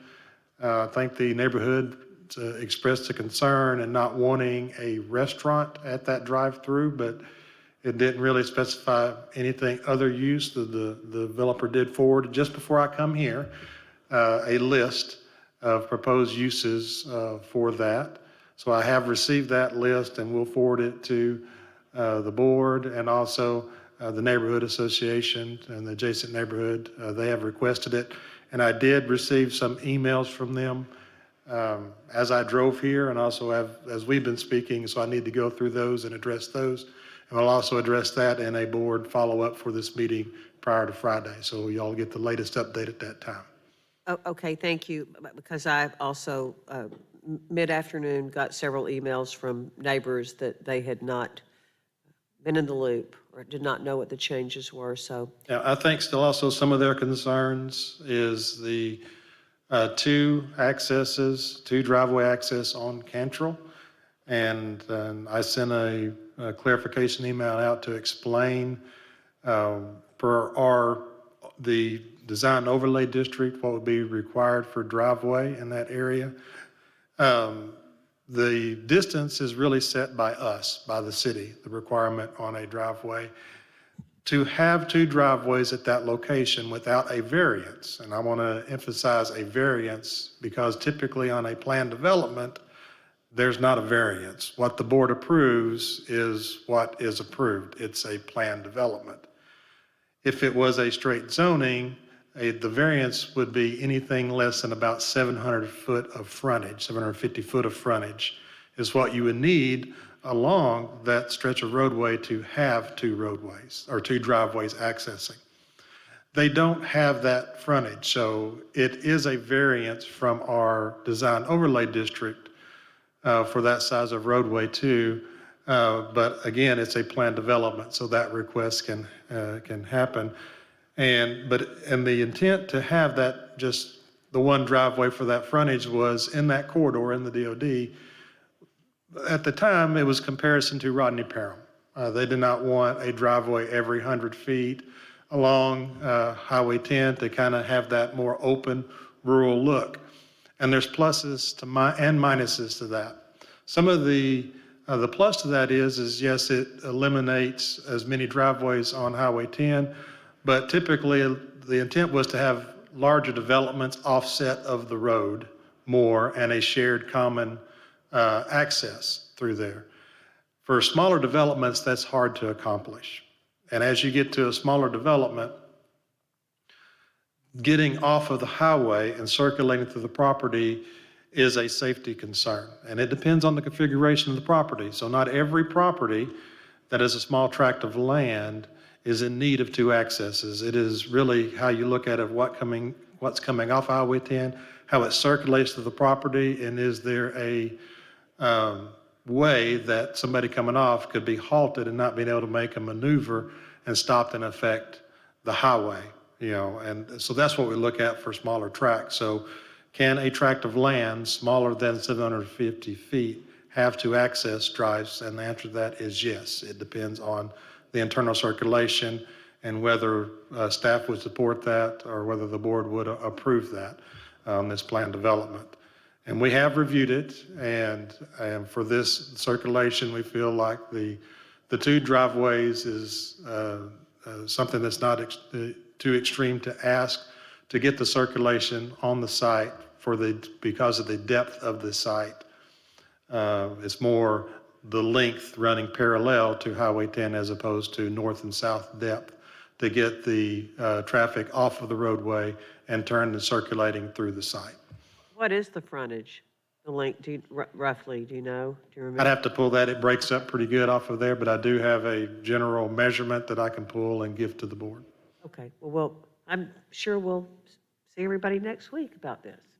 Okay, that's all I have, thank you. But you're going to send the neighbors who have been emailing today information that they requested? Yes, ma'am. They requested the specific use list for the drive-through. I have that. I will forward that in an email, copy everybody, and also put that in the follow-up for the board to go out by Friday. And then I'll also submit the site plan submitted to us. I will send that out also. Okay, thank you, Jamie.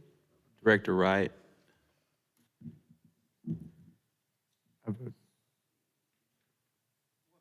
Mayor, mine is on 16. Are we ready for that yet? I have a question on this one. Mine is on 16. Go ahead with his question. Thank you. And we'll come to Vice Mayor Hines. Director Phillips, just going in the order. Thank you, Mayor. This question for Jamie, just trying to get clarification on the issue.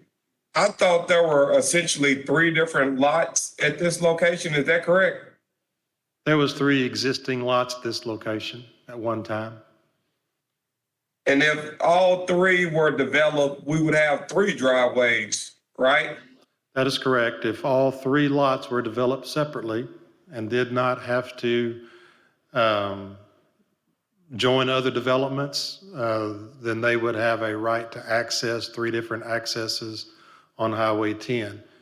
Our DOD does encourage a combination, so that does not eliminate the request from the city to have shared drives. I believe you've seen that on down the road with a car wash and a oil lube place, where the requests come in. There was 2 separate developments, 2 separate tracks, but they did share a driveway.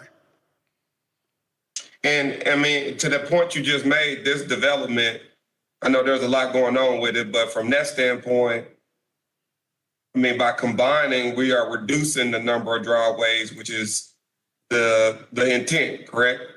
That is correct. We would be reducing the number of driveway accesses on Highway 10, but also keep in mind, in our review, the development would definitely increase traffic volume going into the site and out of the site from what was there. That would be the 3 existing tracts of land. Okay, I just wanted to make sure I was clear on that. Thank you, Jamie. That's all, Mayor. Thank you, Vice Mayor Hines, and then we'll go to Director Adcock. Jamie, on this, I get the understanding on the 2 driveways on this tract of land, but what I keep hearing from the neighbors is those driveways impacts on ingress, egress on Rummel Road. And that's, have you guys looked at the overall? I mean, I know you're looking at it. You told me you're looking at it as far as those 2 driveways, the impact on getting in and out of that development. But what impact do those 2 driveways have on folks trying to ingress, egress on Rummel Road into the neighborhoods? And I think that's where the neighbors are coming at it from. Yeah, and I do understand their concerns, and it really depends on the AM and PM peak hour traffic at that time, on how that impacts their maneuvers, what they are coming off of that. In the morning, the AM peak hours are coming in, from west, Cantrell, east into the city, and PM going back out. So we had originally a study that kind of looked at that, what that would be at that location. I'll have to pull that up and get that presented to you. And I think the neighborhood has that, I believe. I might be mistaken. I know the question's going to get asked. That's why I want to make. Yeah, and so that's a good point, and I will make sure that we get that addressed and to you by Friday. But I think we do have some of that information. And then my other question goes to, at what point does this reach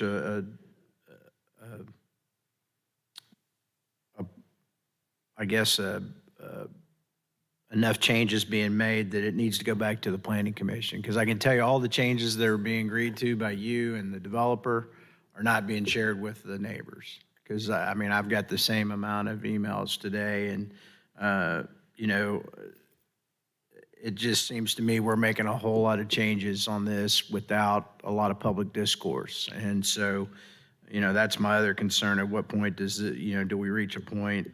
And I'm all for it. If the neighbors get on board with it, and that's been my stance on this, if they're okay with it, then I'll sign off on it. But I keep hearing that they're not in the loop, and the developer's making decisions, based on meetings he's had 2 or 3 months ago, and we're in a different spot. So, it just seems to me like we're making a lot of changes on the site plan and uses and stuff that. At what point do we reach that tipping point that it needs to go back to the Planning Commission, I guess, is the other question. And that's a valid question, both through this process. The plan development process was intended to be an iterative process for the Planning Commission to look at it, neighbors to have their input, go to the board. The board, as I've expressed before, can pass it.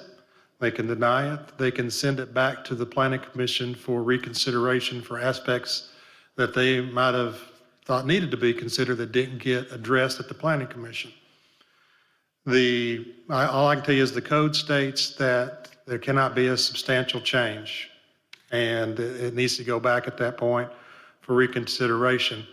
The 2 driveways, that was in the original application.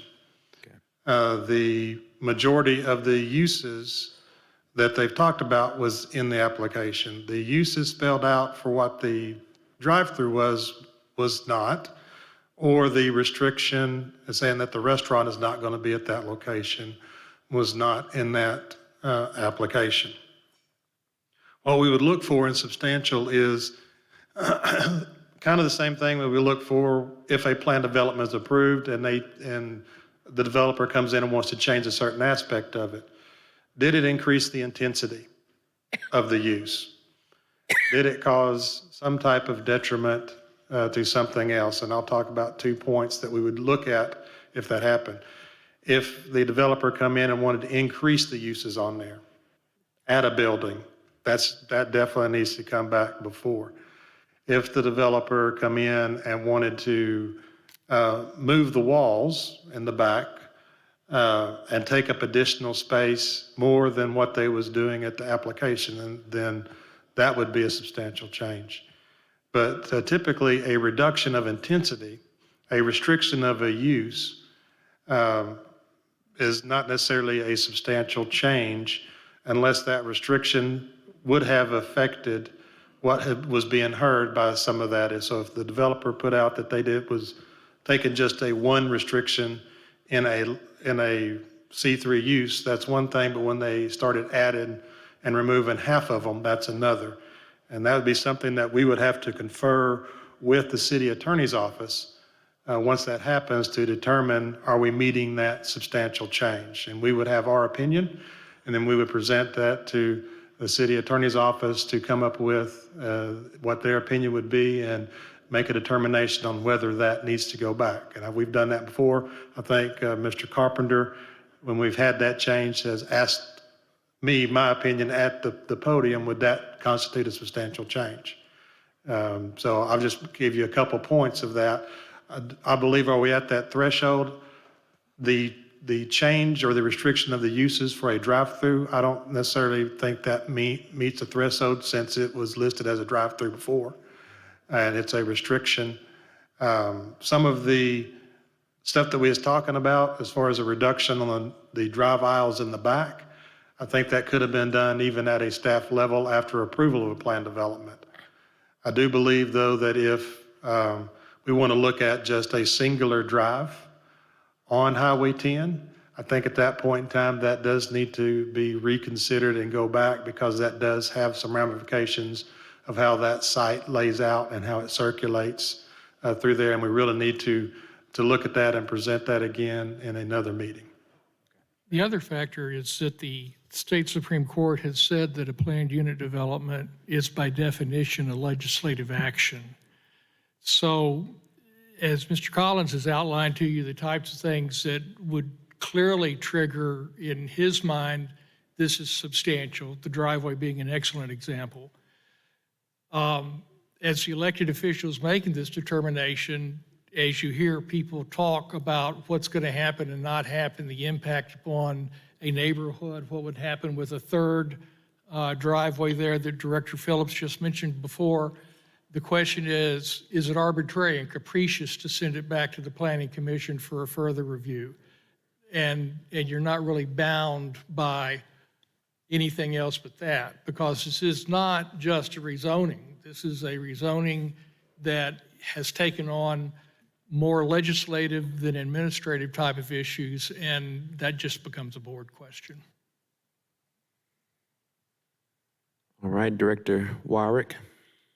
Thank you, Mayor. Mr. Collins, I'm glad you're sending reports on that item to the neighborhood, because I too have had a number of emails today and concerned about that application. What I really want to talk about, though, is 14 and 15. This is that straight C3 zoning that was planned on Sibley Hole and Mableville Pike. And the last report that I had was that you would send us a list of C3 uses that were by right uses at this location. I would send them to the neighborhood. The neighborhood would come back with things that they liked. They would go to the applicant, and then Mr. Carpenter was going to look and see if we actually could specify specific things in the C3 zoning. My question to you is, have you heard from the applicant? Where are we on those uses that the neighborhood liked? Are they in agreement with them? What kind of communications have you had with them?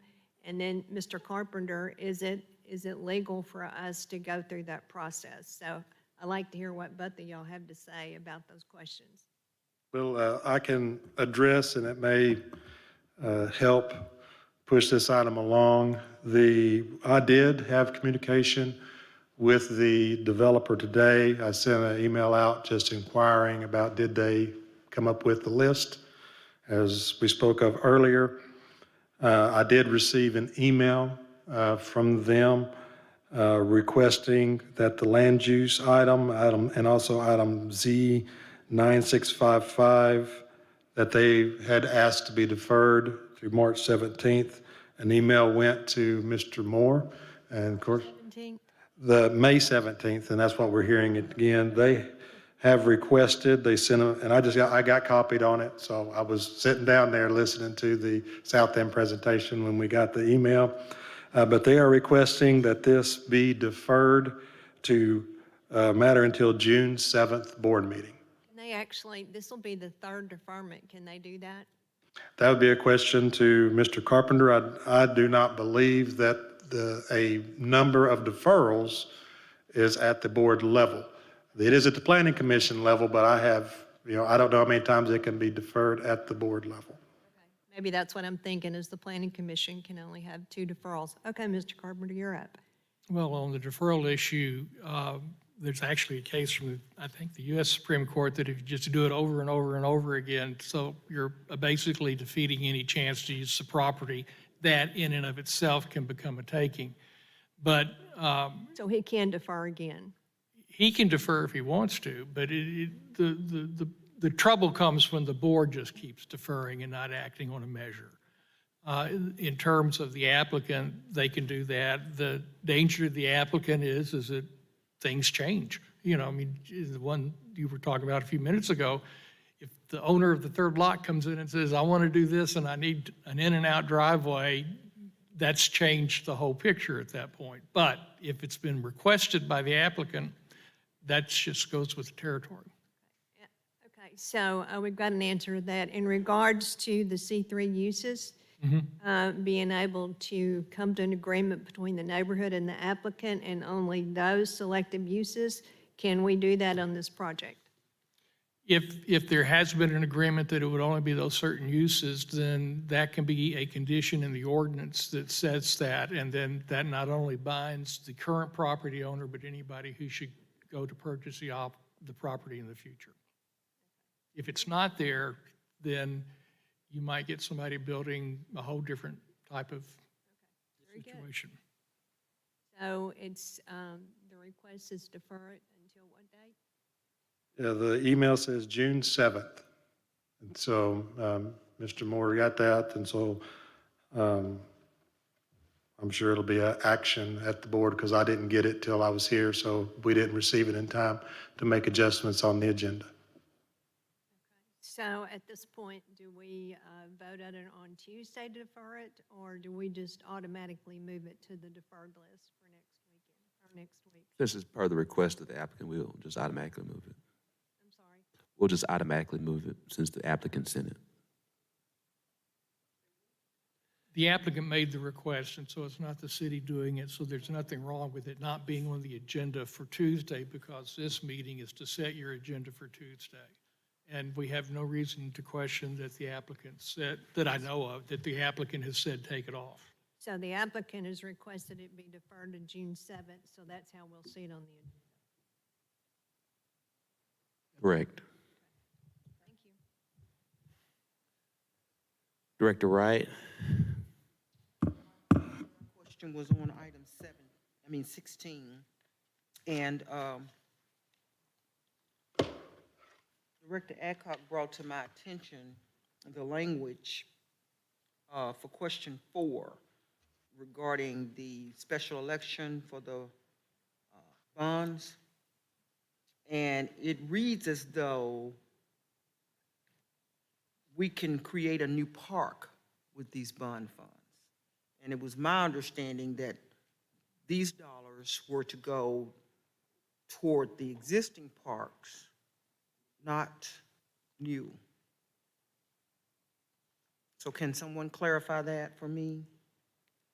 Director Wright, I've had a conversation on that very issue with bond counsel and recommended a modification to that language, which would take the word new out and say what the money would be spent for otherwise. I think that that would go a long way towards solving it. And then if the board does what it's done in the past and has an accompanying resolution, say, here's what we plan to do with this money, then you've got a little bit more added protection. So are we going to take this out? Well, while I've worked out some language with the bond counsel, I can't very well do that. But I have a strong suspicion if I hear enough, I'll get the language drafted and y'all will have it before you Tuesday. Well, I want to go out and be able to advocate for this, but I'm not going to advocate for us taking on more parks because we can't do what we need to do with the ones that we have. So, and that language reads to me that that's what we would be allowed to do. And I'm not comfortable with telling my constituents that we're going to take on an additional burden while we're trying to address the burden that we already got. So I would like to see that new taken out. And I don't know if any of my other colleagues would or care enough to be concerned about this or not, but I thought that was the reason why we changed the percentages so that there would be more money going in to address some of the improvements that we want to see in our parks. That was my understanding as to the discussion that we had. So if I'm wrong, y'all just tell me. All right, Director Phillips. Thank you, Mayor. And just to be responsive to Director Wright, I'm with you. When we voted last week, it was not my understanding that we were buying new parks.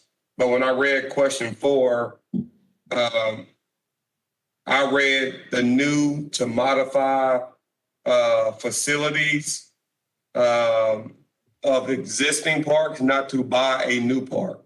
So I read it as if we upgrade bathrooms at existing parks, not buy a new park. So I think it's how you read the word new and what words it modifies.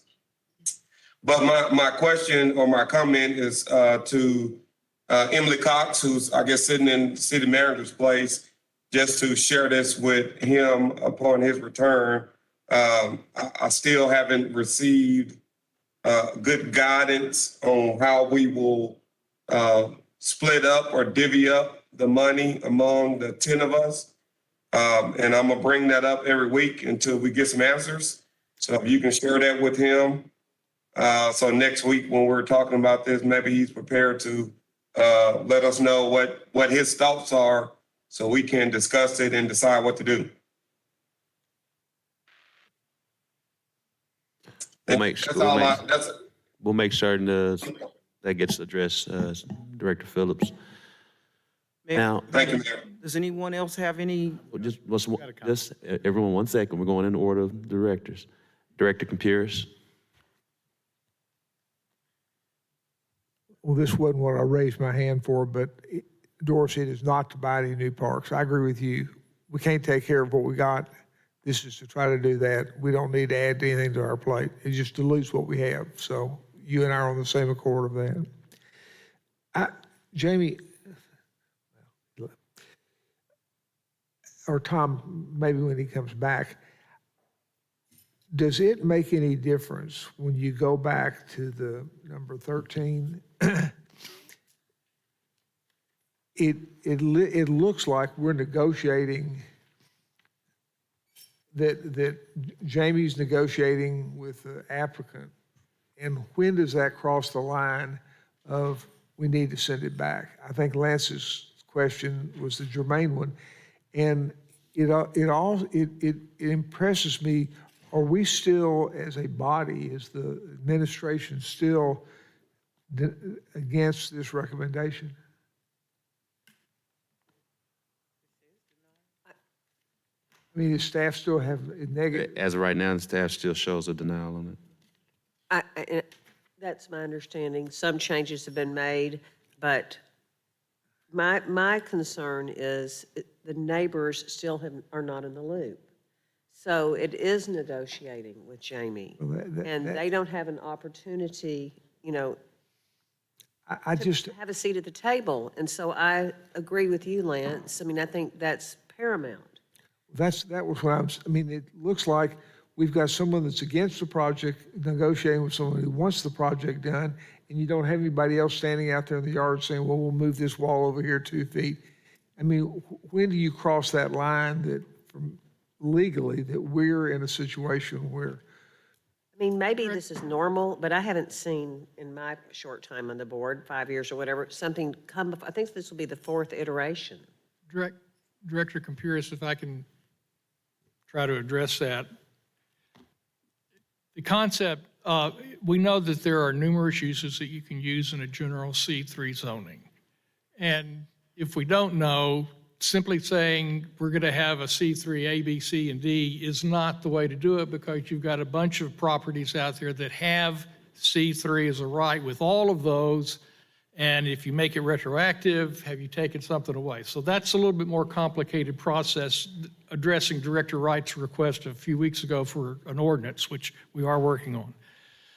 What I was trying to point out is that if you went to Mr. Collins and you said, you can do any of the uses in C3, but I'm going to limit it to accounting offices and, several quiet things, then as a planner, he's going to say, those are less intense, it's not going to bring as much traffic, and that's an appropriate thing to do. But as the elected body passing the ordinance, if you're going to impose that, I go back to my question, does that make you comfortable with what has been done without the commission that you appoint to look at not just the property, but the impact of the property on the quality of life, particularly around it?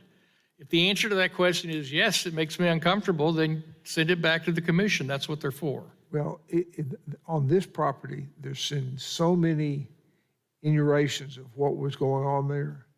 I can't remember where we started. It's been before us 3 times. And I would appreciate if you and Jamie and the mayor would sit down and think if we've crossed some threshold that Lance is talking about what we ought to be doing about this.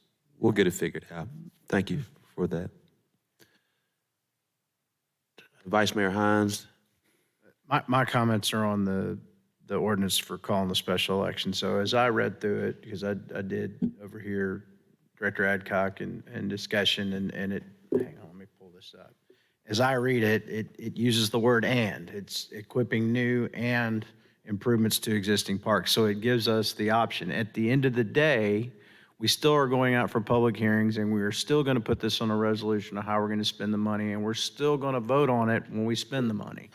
So we have lots of stops. And I'm going to give you a perspective from my ward where parks are concerned. In Ward 5, we have literally 1 park in my ward. It's the Rock Creek Trail. There are some folks that I represent, and it actually crosses into Ward 4, where we share a common boundary on Henson, that are very excited with the prospects of having a dog park at some point on parkland that already exists for the city. I do not want to be precluded, and I do not think the folks who are going to support this, that if we do want to end up in the constituents of my ward, when we go out to public hearings, want a dog park, I don't want to be precluded from being able to build a dog park with these bond funds. And that's where I think that we're going down. I think we've got enough stops. And when you say and, it's inclusive, not exclusive of that. So And I guess so the question is, if we don't put new in there, would we be able to do a new dog park in West Little Rock? If so, and this group that I'm talking to and that's out there, they're talking about raising private funds, so it would not be totally funded by the city. They're talking about raising private funds to put along with city funds. And speaking for someone who does not have a whole lot of park space in his ward, I think it would be it would not be wise of me to preclude myself from being able to access that bond fund for a park. It's existing parkland. Well, but it's a new park. It would be a new park on existing parkland. nothing So there that, now. then we get into the minutia It is of not is, a new what park, does it's new an mean? enhanced. Board members, let's let Vice Mayor Hines continue to speak. Vice Mayor Hines. Yeah, and that's what I'm saying. If we're going to get into the minutia of what new means, then it could be, I'm no attorney, and we've got one city attorney and one fellow director who's an attorney, but if we go down this rabbit hole, then there's a lot of things getting open for interpretation. Did we mean that? And maybe we want to specify we're not going to buy new park land, but I surely didn't think when I voted to support increasing the funding to parks that it was going to preclude us from doing something new, especially in Ward 5. So that's just my thoughts on it. Thank you, Director. Vice Mayor Hines will now go to Director Adcock, then to Director Computers. Just keeping everybody Yes. in order. I'm thinking about selling this to the people. With new in here, I don't think we can sell it to people in particularly Southwest Little Rock and East Little Rock.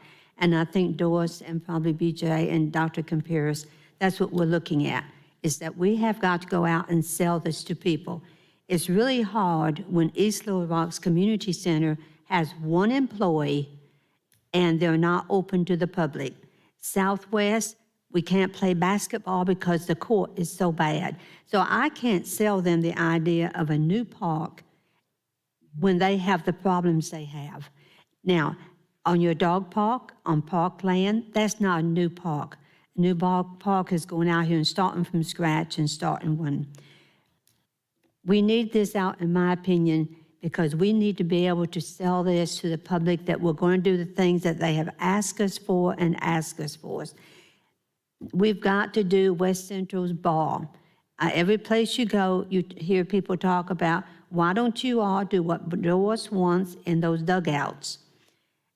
We have got so many needs that if we put that in there and then this fails because of it, we're going to say, gee, why didn't we rethink this?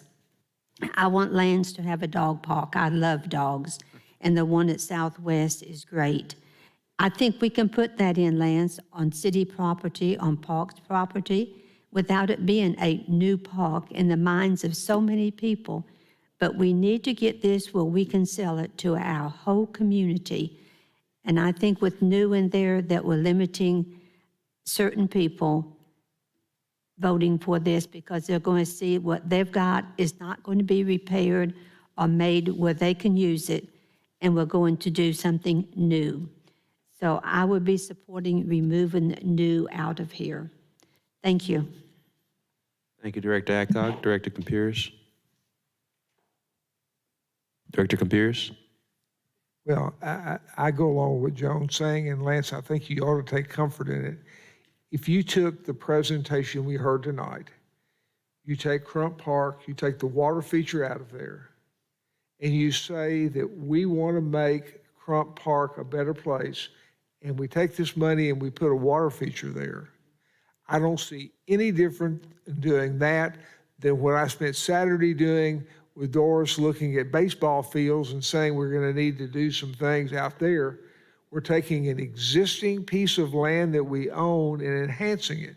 So I don't have any problem with saying what we're doing is enhancing the thing.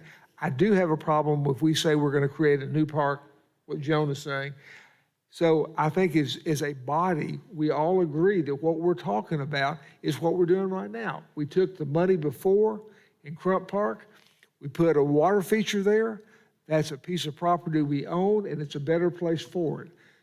That land, I've got one of the people that are talking to Lance about this works with me, and they're talking about trying to raise some money. I think it's crazy. We need to just say, we're going to pony up and do it.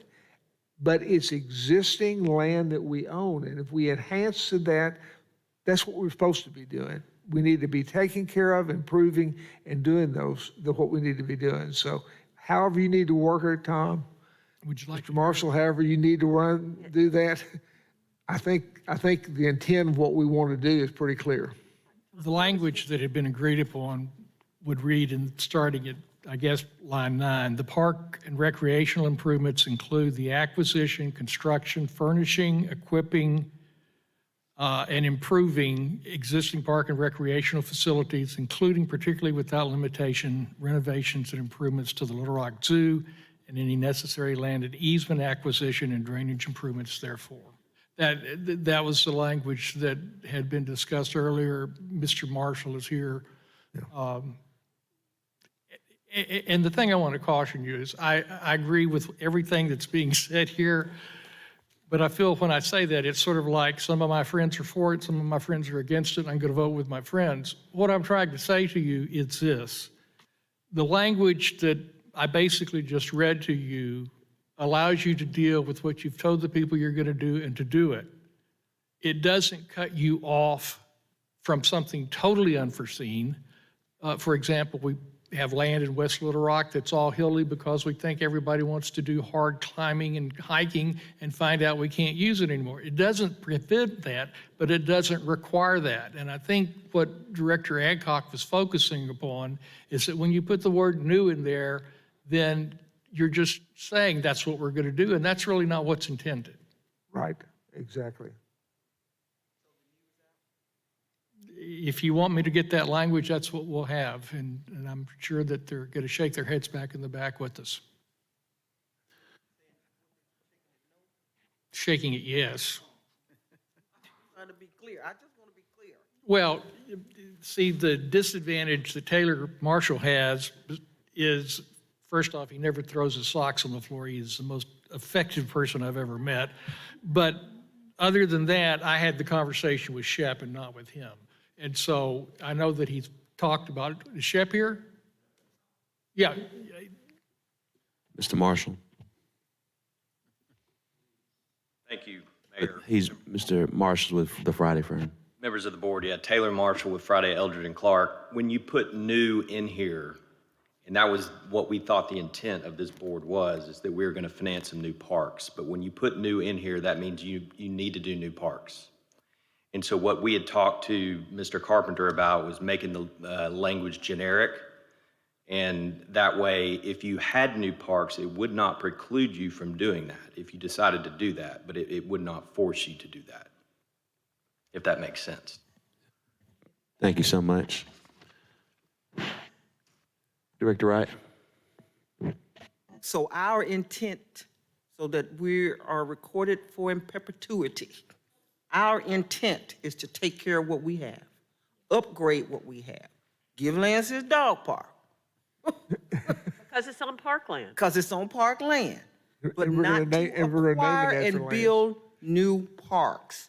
Because we have 63, and I am of a strong opinion, we need to get rid of some of them. I don't know how, but we just got too many. Okay, I'm good with that. I feel like I can go and talk to my constituents with that. Not that they're gonna vote for it, way or nay, but I can tell them that this is our intention. Director Phillips. Your hand still up? I'm sorry, Mayor, I didn't take it down. My apologies. Director Wire, is your hand still up? Yes, I agree that if our intent is to put money in existing parks, we need to reframe the language so that it says that, because if we go to the public and try to sell this, they're going to say new or think new, and that's really not what the intent is of this board. Yes, ma'am. Well, thank you, everyone. Have a great day.